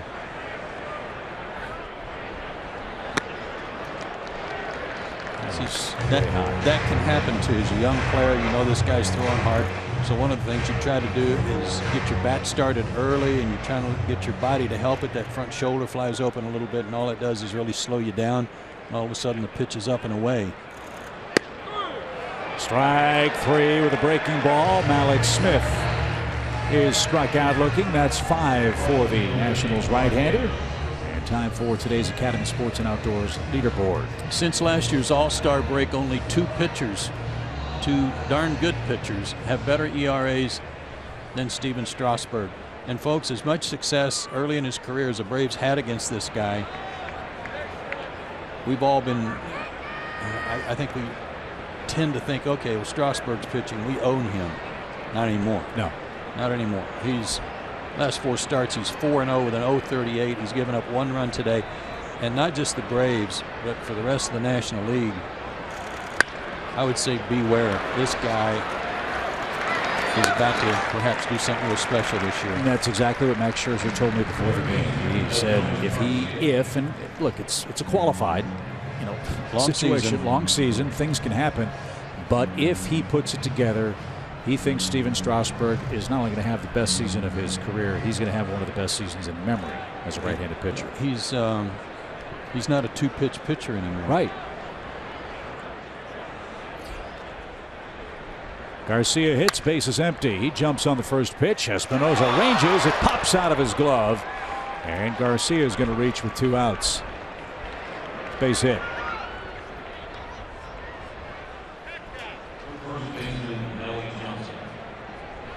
Bonas has had a nice series. That's his 5th hit against the Nationals in Washington. And the inning's alive for Kelly Johnson. He can hit. That's why he's been hitting cleanup, hitting 3rd today with Freddie not in there. And Espinosa can't keep the ball in his glove.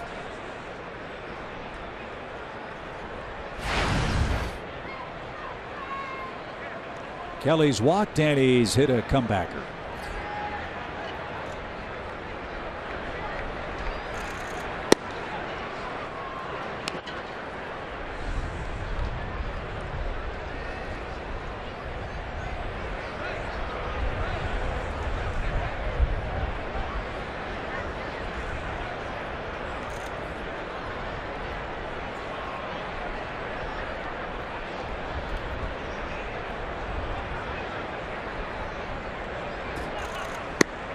And that's up and away. 2 balls, no strikes. Big man and a big name went to the disabled list for the Boston Red Sox yesterday. Pablo Sandoval came up with a mysterious sore shoulder yesterday. And the Red Sox put him on the DL. They didn't give him an MRI. They just DL'd him. He's supposed to have an MRI today. He's been a colossal disappointment with the Red Sox. As that bat's broken, a little flare into center, and Decker tracks it down. The barrel of the bat hit the screen. Hit the new screen that goes to the end of the dugouts here in Washington. We'll check that out when we come back after this.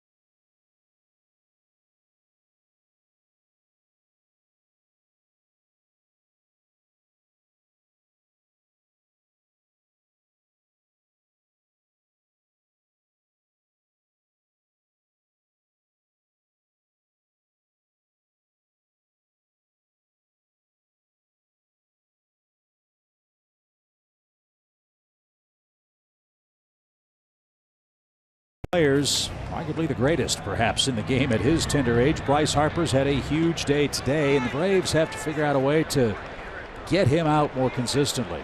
Well, the good thing is that most of the time they've controlled him this year, but what Paul was talking about, that nitro zone, is this area right in here. Anything middle in down that he can drop the barrel on is okay. Where the Braves have had the most success is up here and even up and in. I like your description, though, Paul. It is a nitro zone. Chip, did you ever face Tom Seaver? Me? Yeah. Excuse me, Joe. In the press room in New York, you go after the first piece of Salisbury steak, he'd chop your arm off. It's been a long series, guys. Joe, did you ever face Tom Seaver? I did. So I remember reading his book called The Art of Pitching. And my dad got it for me when I was a little kid because my dad played college basketball, knew nothing about baseball. And he talked about up and in, down and away, up and in, down and away. Well, I don't know how many years ago that was, but the game's not going to change. And it seems whether you're facing a righty or a lefty, you can't go wrong with either two of those locations. And one pretty much sets up the other, too, which is kind of nice if you can hit those spots. It really does. If you stay to one side of the plate, the hitter just eliminates that for you. And those were 3 real good breaking balls to him from Julio that were located perfectly. And he got him to take a funny swing at it.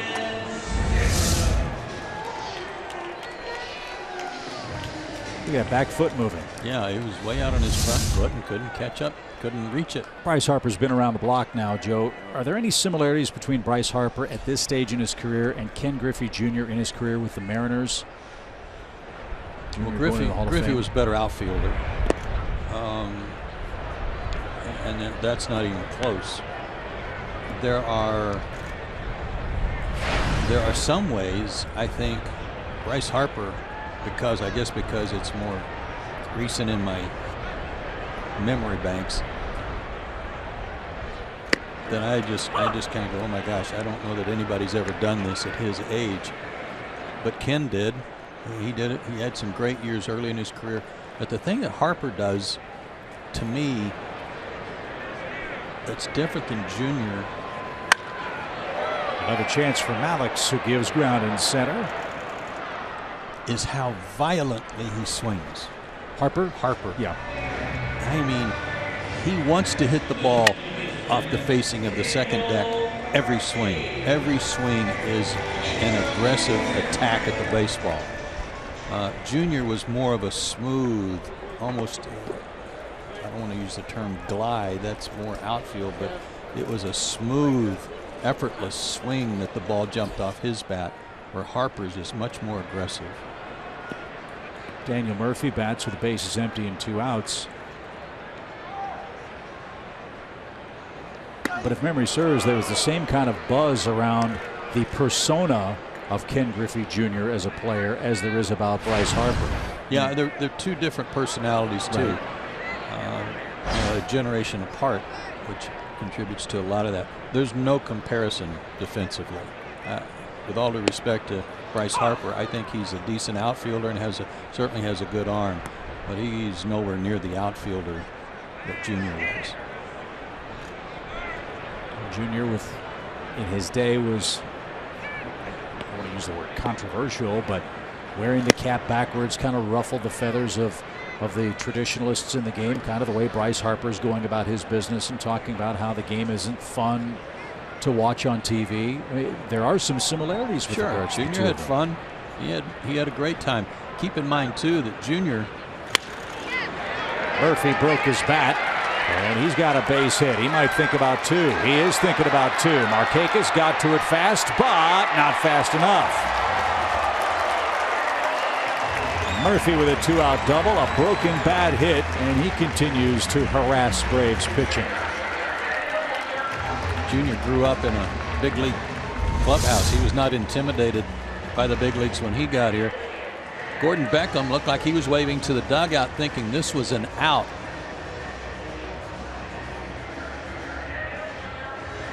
Murphy slid right into the leg of Ibar. And his arm came off the bag.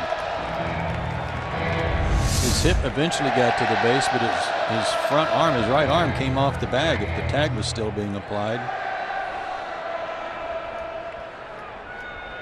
So Murphy with a little chapstick and a 1-for-3 day. Safer out. Tag, right arm is off the base right there. Nothing on the base. It's been out. But no review by the Braves as Ramos hits with a 1-for-2 day. And that one all the way to the backstop and a high bounce. No chance for A.J. Pierzynski to offer a throw to third. Very wild pitch. And Murphy's 90 feet away.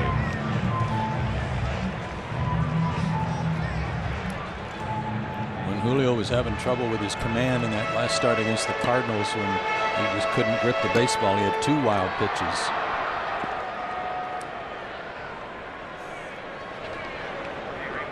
That's a big run at third base. Leave him there.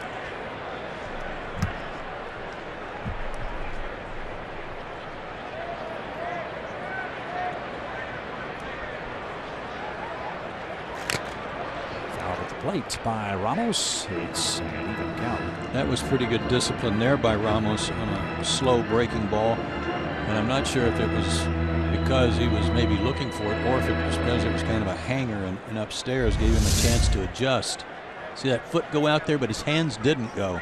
That was a great example of a guy who was fooled, but he didn't commit his hands.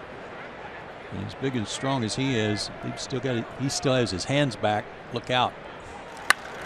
A shot into center, and Ramos has a 2 RBI game. He's thinking about 2. The throw is late.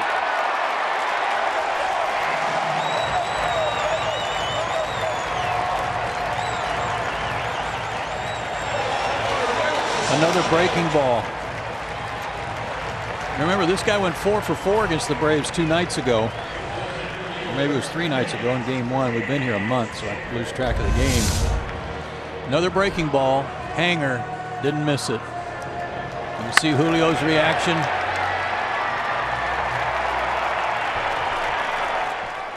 Cost him an add-on run. And almost able to keep his foot on the base. So as cold as Harper and Rendon were coming into this game against the Braves, the same has not been true for Murphy and Ramos. They are wearing out the Braves staff. Ramos with 11 hits against the Braves already. This is the 6th game between these 2 teams, and he hasn't started all of them. 6-1. Washington leads. Den Decker, the hitter, he's walked and he's struck out.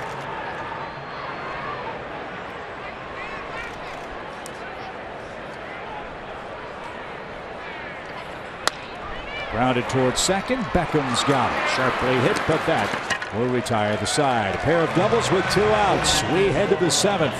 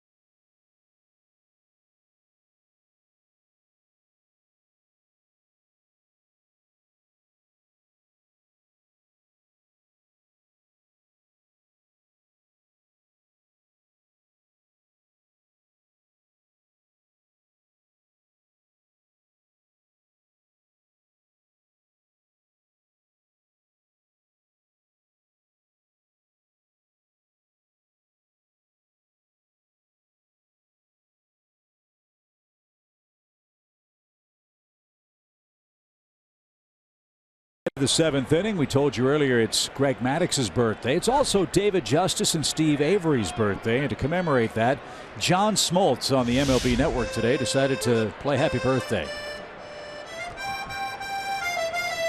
Piano Man. Exactly.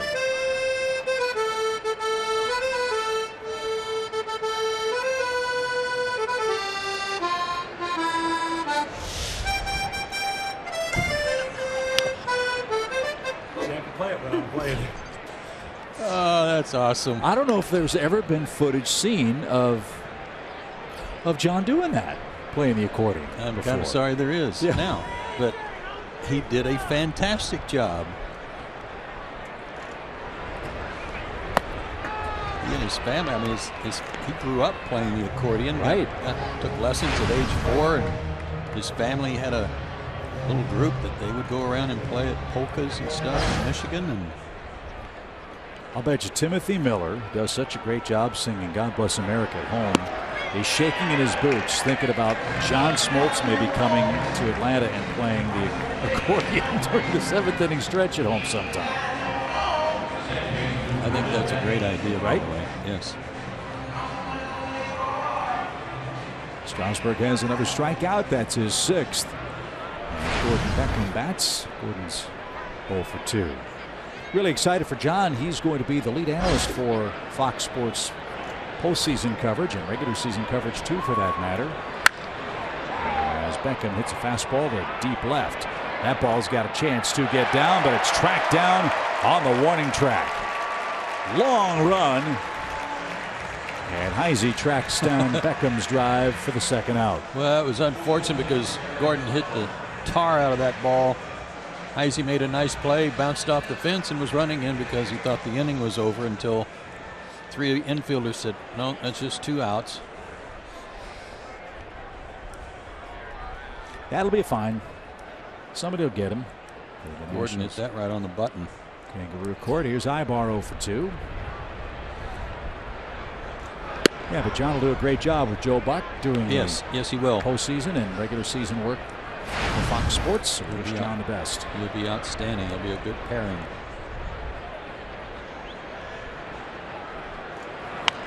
Ibar skies 1 foul. 1 ball, 1 strike. Tom Glavine's on our dance card this year again. Tommy will be joining Joe and me for some select games at home. Enjoyed having Tim Hudson in the booth. Tim will do a handful of broadcasts with us. Really appreciate the Braves alumni for spending part of their summers with us. Hope you enjoy it too. Strike. 1 ball, 2 strikes. Braves face the Marlins this weekend. Off day Monday. Then the Dodgers, Mets, and Red Sox in town. Schedule maker did the Braves no favors in the first 5 weeks of the season.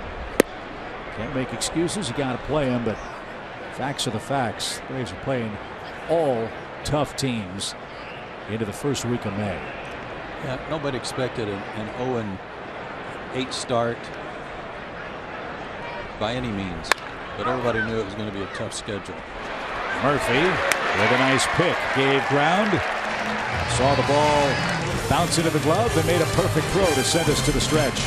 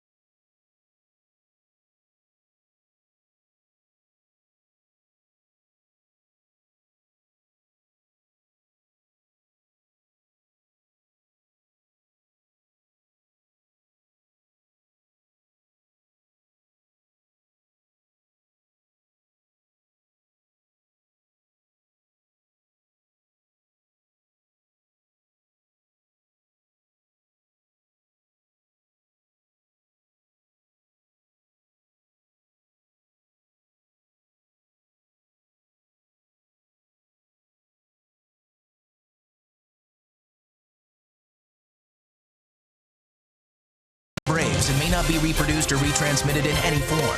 The accounts and descriptions of this game may not be disseminated without the express written consent of the Atlanta Braves.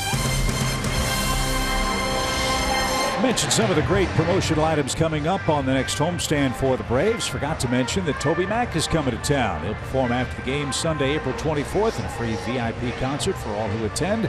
Field passes are available for the show. They're only $10 each. Act fast by visiting Braves.com/concerts today. Joe Simpson, Paul Bird, Chip Carey from Washington. Julio Teheran has run into a Nationals buzzsaw again. He's allowed 6 runs on 6 hits. Bryce Harper a grand slam in the 3rd, the big blow. And they face Espinoza, then Steven Strasburg, and then Chris Heisey.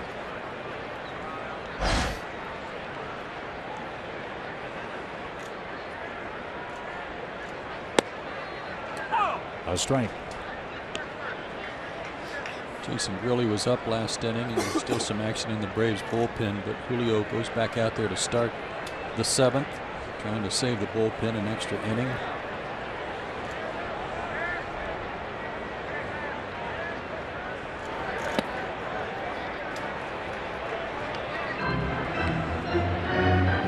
Next time we come to Washington, Joe, is August. Good. Yeah.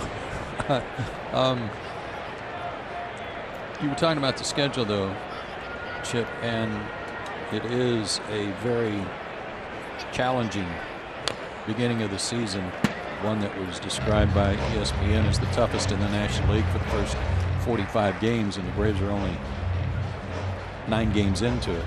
So everybody knew going in what was in front of Atlanta. Like I said, nobody expected an 0-8 start. But there's more challenges ahead. After the Dodgers, Mets, home and home with the Red Sox. How about this delightful scheduling? A night game in Fenway Park, a day game the next day in Chicago, 4-3 with the Cubs.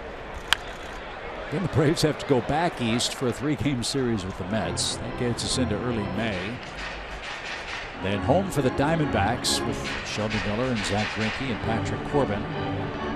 3 with the Phillies, then the Braves go on a long 3-city road trip. 3 against the defending world champion Royals, 4 in Pittsburgh, and 3 against the Phillies. I didn't know at the end of that Boston-Chicago trip, the team had to go to New York, go back to New York. Yep. Grief. Who's drawing that up?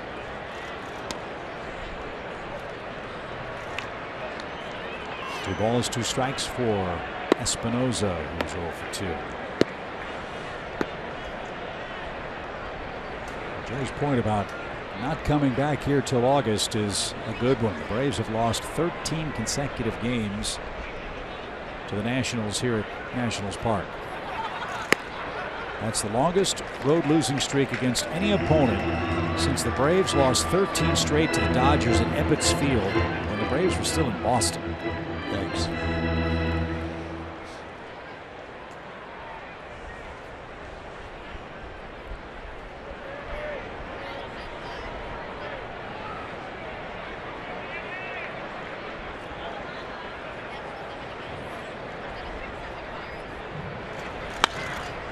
Fly ball toward left. Chase Peterson near the line, near the wall. Gets there. He looks smooth out there.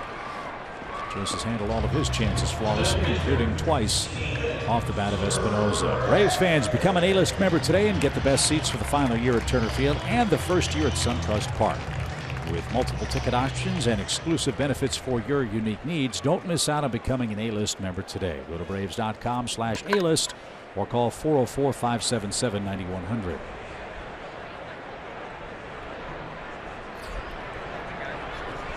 Strasburg with a big lead will go right back out there. Hate to do it, but you got to tip the cap. He's looked pretty good. Well, again, after he got the grand slam from Harper, he didn't mess around too much. He's been pounding the strike zone, getting ahead in the count, and then pretty much dictating.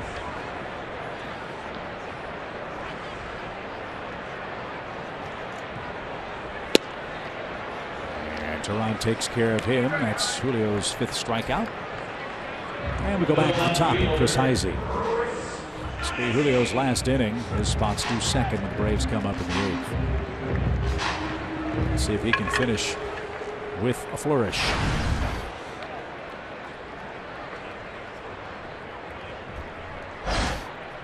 Heisey singled and scored.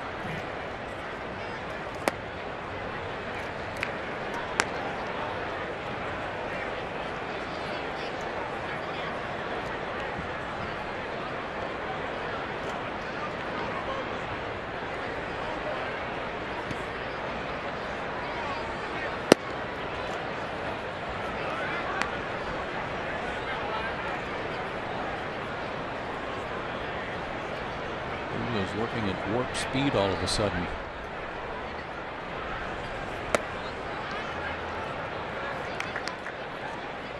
Not a bad change up there, but couldn't get him to offer at it.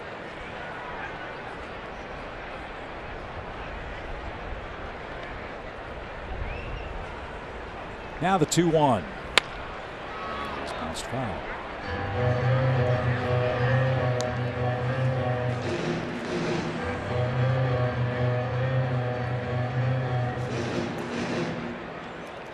Cardinals won again today. They beat Milwaukee 7-0. Jeremy Hazelbaker had another big day for the Redbirds. And a swing and a miss, and Julio does indeed finish with a flourish. Struck out 2 of the last 3 hitters he faced, and we head to inning number 8.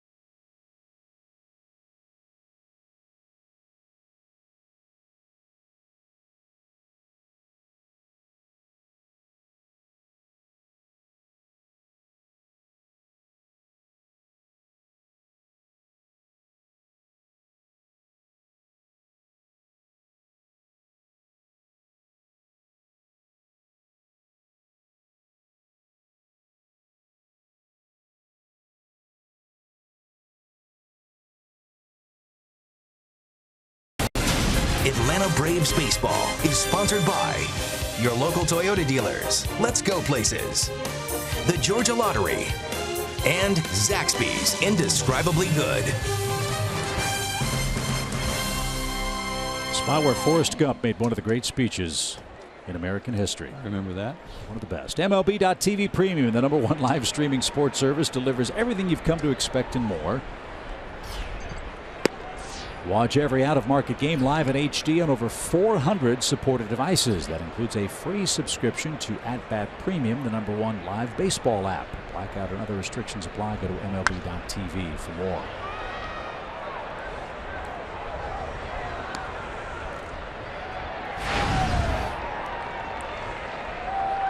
Braves only had 5 hits last night, and they were shut out for the first time this year. He had 6 hits in the first, or 2 games ago, and 8 hits in game 1 of this series. So the Washington pitching has certainly put a muffler on Atlanta's offense.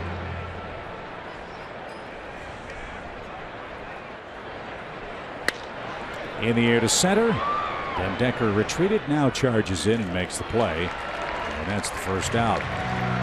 Time for Daniel Castro to make his season debut for the Braves. When Olivera was placed on administrative leave, Castro was the man that was brought up. Freddie Gonzalez has been toying with the idea of getting Castro in the lineup. Didn't want to do it today. Just throw him to the Wolves and Steven Strasburg right away. But he likes Castro's glove. And as well as the Braves have played defensively these last 3 or 4 games, Freddie has said he likes the idea of Castro playing shortstop from time to time. We'll see what ripple effect that has on the lineup. Well, we know Daniel can pick it for sure. Wonder what Mike Maddox is going to send Greg Maddox for his birthday today. Well, he already got him that real nice sweater. I don't know if there's any way to really top that. Of course, he gave that to Greg when he was 23, but it's still pretty special to Greg and wears it every birthday.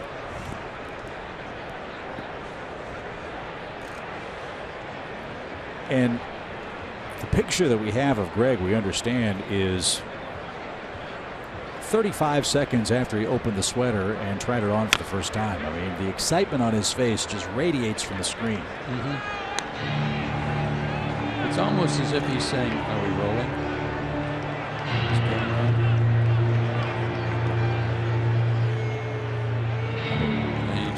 He just finished saying, "I'm really excited."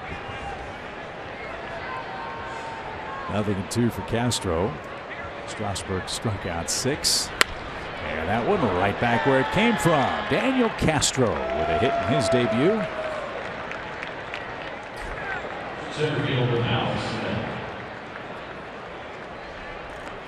So he's wearing number 14 for now. I think he wore about 6 numbers last year for the Braves. Let's see if he can stick with number 14 for a good long while.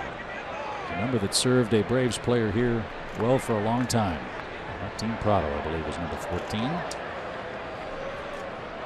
There's Malik Smith.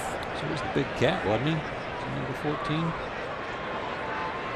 I have to trust you on that one. I think so.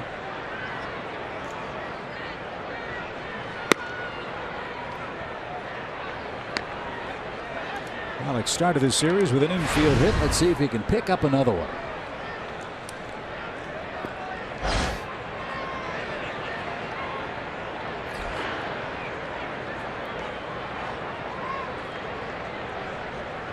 Count.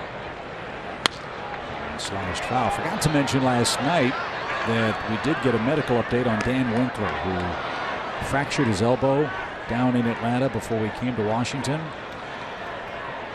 The ligament apparently is just fine in his right elbow. That's very good news, but he had what was called a screw fixation procedure in his right elbow. This part of the bone broke away, and my understanding is that the screw is inserted to allow that bone to heal.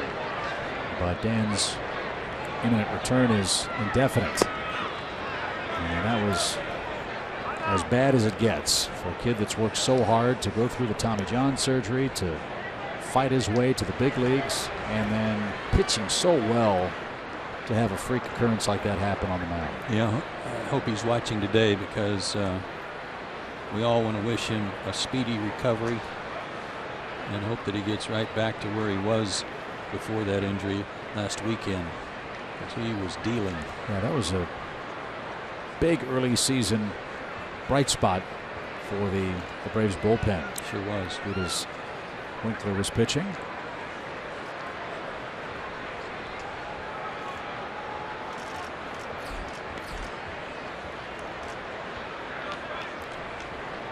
We've seen games where Strasburg's thrown that many pitches in 5 innings. Right. He's a different guy. 2 balls and a strike. And Alex pops that one up left side. Rendon, long run near the stands, won't have a play. It's 2-2. Love the new netting here. I think it's a great idea. We saw the Rendon bat go sailing toward the stands, and that just knocked it down, so no need for the fans to be concerned about that.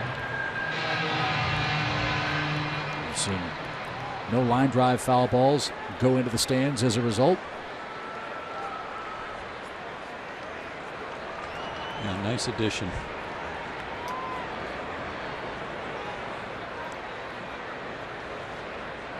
Two balls, 2 strikes. And that's foul at the plate. Phillies won 3-0 over the Padres, who've been shut out for a 5th time in their first 10 games. Vince Velasquez struck out 16, walked none for the Phillies. Detroit beat the Pirates 7-4 today. Later on tonight, the Reds are in Chicago to play the Cubs. Arizona faces the Dodgers at 10 o'clock. And out in Denver, the Rockies are hanging on 9-6 against the Giants. Did you see Roland Arenado's day yesterday? I did not. All he did was drive in 7, hit 2 homers. Trevor Story hit 2 of the Rockies' 4 triples in the game as they beat the Giants 10-6. What a start to his career. And what a finish for Steven Strasburg's day. Dusty Baker's going to go get the baseball right around the 100-pitch mark, at the 100-pitch mark. And Steven will get a standing ovation from 21,000 plus.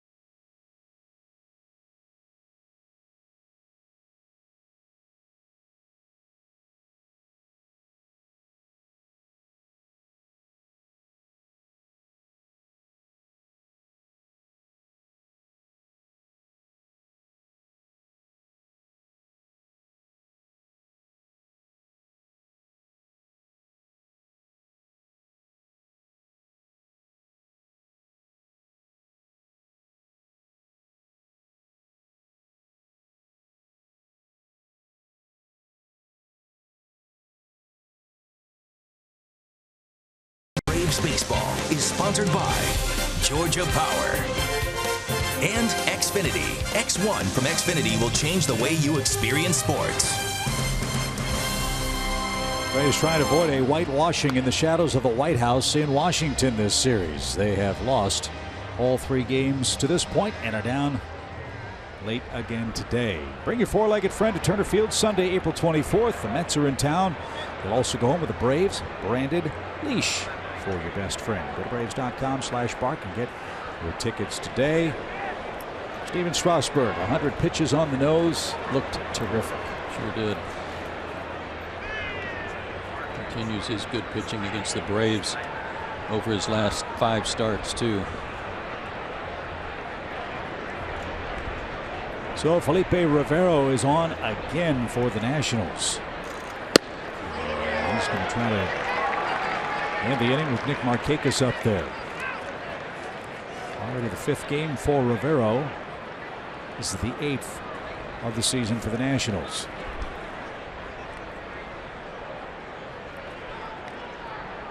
Rivero has only thrown, though, 3 2/3 innings. A hot shot toward the gap in left center field. That's going to get down and roll to the wall. And here comes Castro around third. Bo Porter's going to wave him. That run will be charged to Steven Strasburg. And the Braves left-hand hitters Kelly Johnson and Nick Markakis have stung the ball twice against Rivero in this series. It's now a 6-2 game. And yet another double for the league leader in doubles. Fastball low and out over the plate. Splits the gap. 8th RBI for Nick. He has both today for the Braves, who have not done much scoring in the last 3-4 innings of ball games. This is an encouraging sign. Garcia the hitter and takes a strike. A bonus 1 for 3 today. It's only the 6th run scored by the Braves from the 5th inning on this year. But it cuts the lead to 6-2.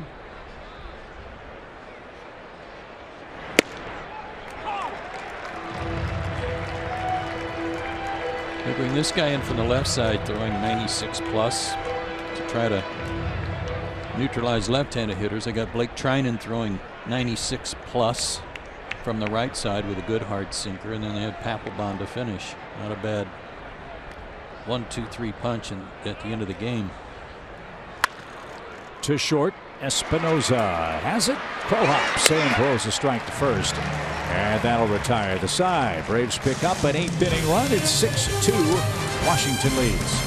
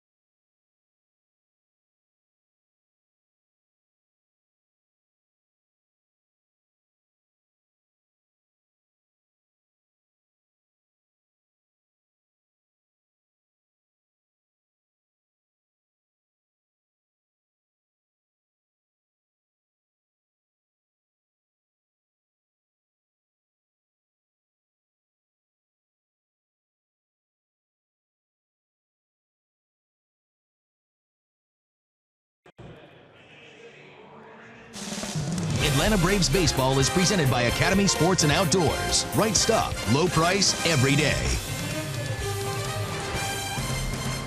Bottom of the 8th inning, Washington 6, Atlanta 2. Join us after the game on Braves Live. We'll recap all of today's action. We'll join Freddie Gonzalez and the players after the conclusion of our 4th and final game of this series in Washington. Braves Live after the game, presented by Xfinity. Arodys Vizcaíno will come on and face the 2, 3, and 4 hitters for the Nationals. Not getting near enough work because he hasn't been in a position to get a save. So he has to come into ball games to try to get work. Had a great spring. Did not give up a run in 7 innings in spring training. Struck out 11 in those 7 innings. 4th appearance in the regular season. Anthony Rendon 1 for 3 with a run scored. Takes a strike. Part of that unconventional thinking theme for Freddie Gonzalez involves Arodys Vizcaíno. We saw that earlier this year. First the pitch from Arodys, which is low. Freddie Gonzalez likes Vizcaíno's arm. He likes what he did at the end of games last year, and the way he's throwing now. Freddie Gonzalez may use him outside of the 9th inning if there's action in an inning before the final inning. Meaning, if you have Rendon and Harper and Zimmerman up for the 8th, you might see him pitch that inning and worry about the 9th when the 9th comes. Which is what he did opening day. And so this inning serves a twofold purpose. Facing 3 of the best hitters the Nationals have and getting him some work because there hasn't been much. 2 balls, 2 strikes.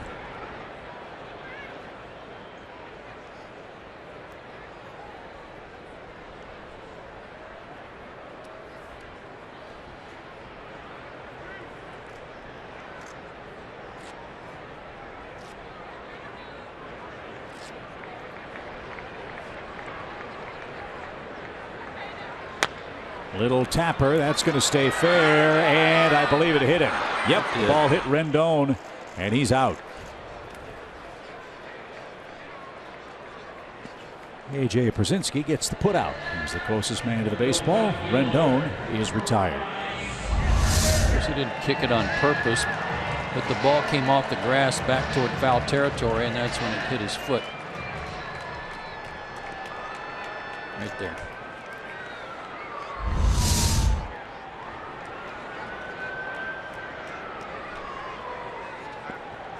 The hitting hero for the Nationals is Bryce Harper.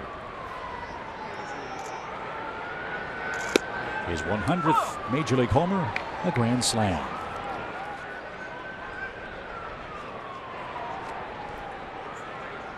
And the first grand slam of his career.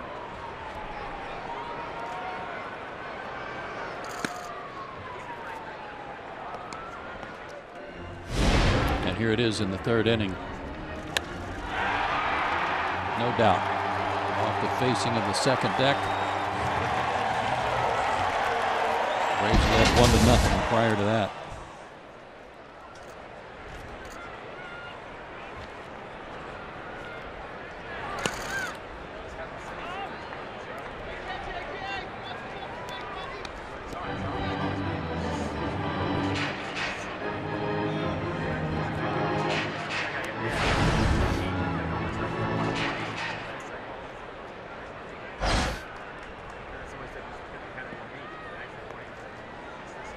Two balls and a strike for Bryce Harper. Bases empty. And fouled over the screen. 2-2. One of the things about his swing that makes him so different is just that he is out on his front foot pretty quick, but it doesn't slow him down.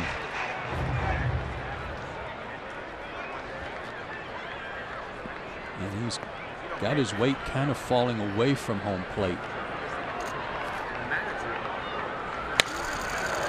Fly ball and playable for Malix, who broke back. Now he comes in, and Harper is out number 2.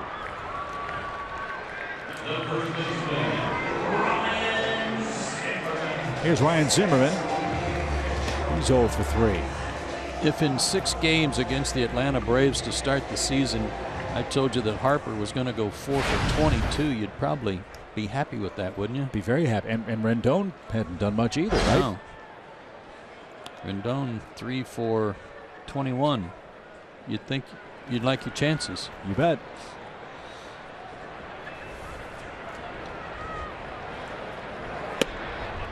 And the games have been real good games with the Nationals by and large. Braves lost 4-3 and 10 on opening day. Lost 3-1 to Strasburg back in Atlanta.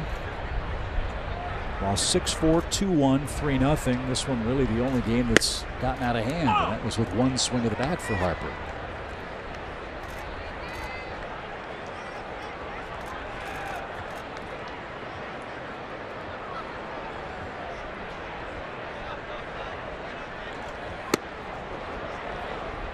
In that inning, going back to that, he started with a walk.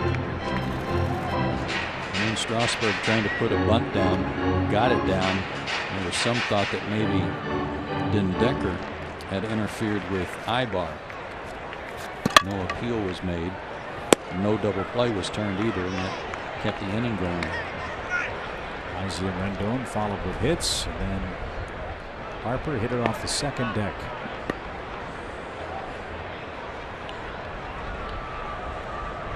Two and 2 for Zimmerman, the Nationals' first baseman.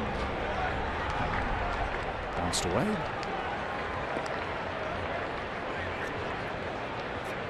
Braves have left 4 on base. Washington very efficient. Only 1 man left.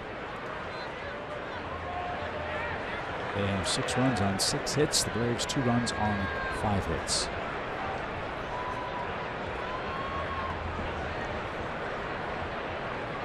Both RBIs by that man, Nick Markakis, who's up to 8 on the year. A swing and a miss. An explosive slider from Vizcaino takes care of Zimmerman, and he moseyed right on through the heart of the Nationals order. We go to the 9th.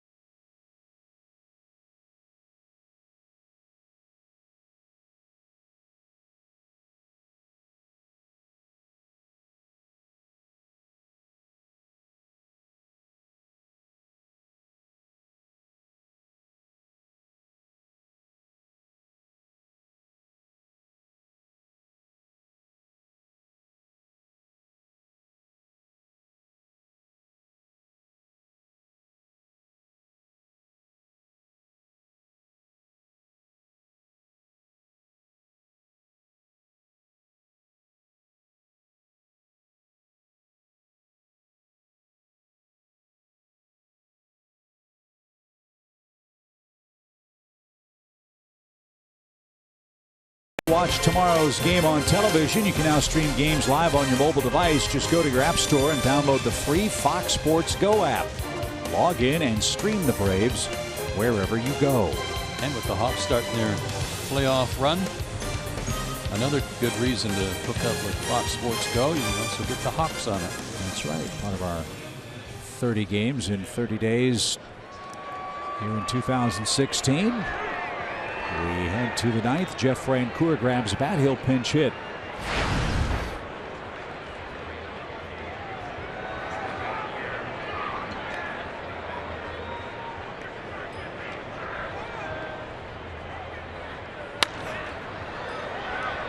And that fouled away at 95 miles an hour. Strike one. Lefty on the mound for the Marlins tomorrow night. Might see Jeff in the lineup down at Marlins Park. So a chance to swing the bat tonight in anticipation of that potentiality. 0-2 your count.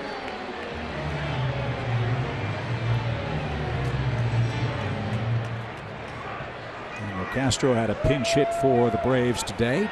His season debut.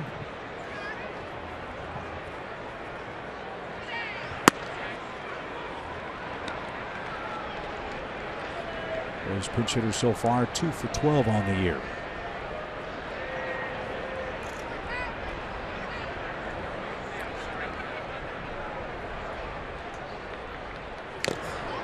Ramos couldn't hang on. There's a break. We'll take it. 1 ball, 2 strikes.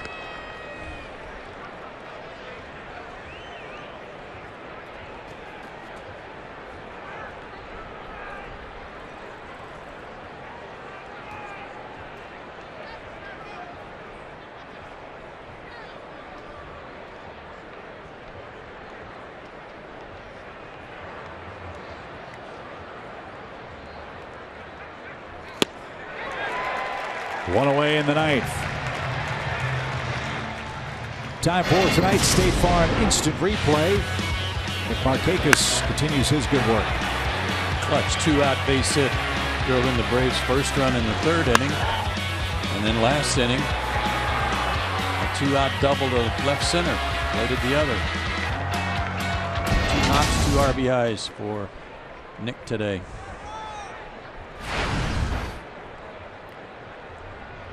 AJ 0 for 3. See if he ambushes the first pitch from Rivero. He tried to. That is down a strike. 95 up and in again. Tough to get around on.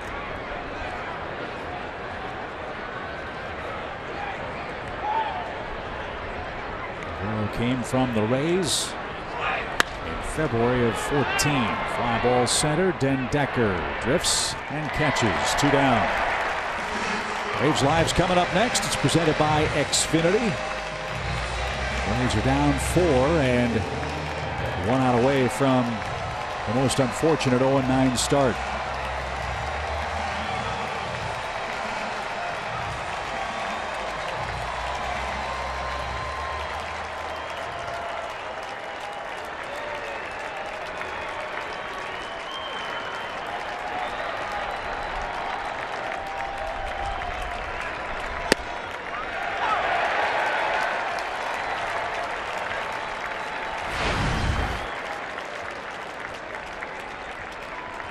Head to Florida and start fresh tomorrow night. Get this thing over and start a good streak. Rendon's got it. The Nationals sweep the series against the Braves. 6-2 the final. Bryce Harper the decisive blow. A grand slam in the 3rd inning off Julio Teheran. Steven Strasburg is a different man. He was very impressive.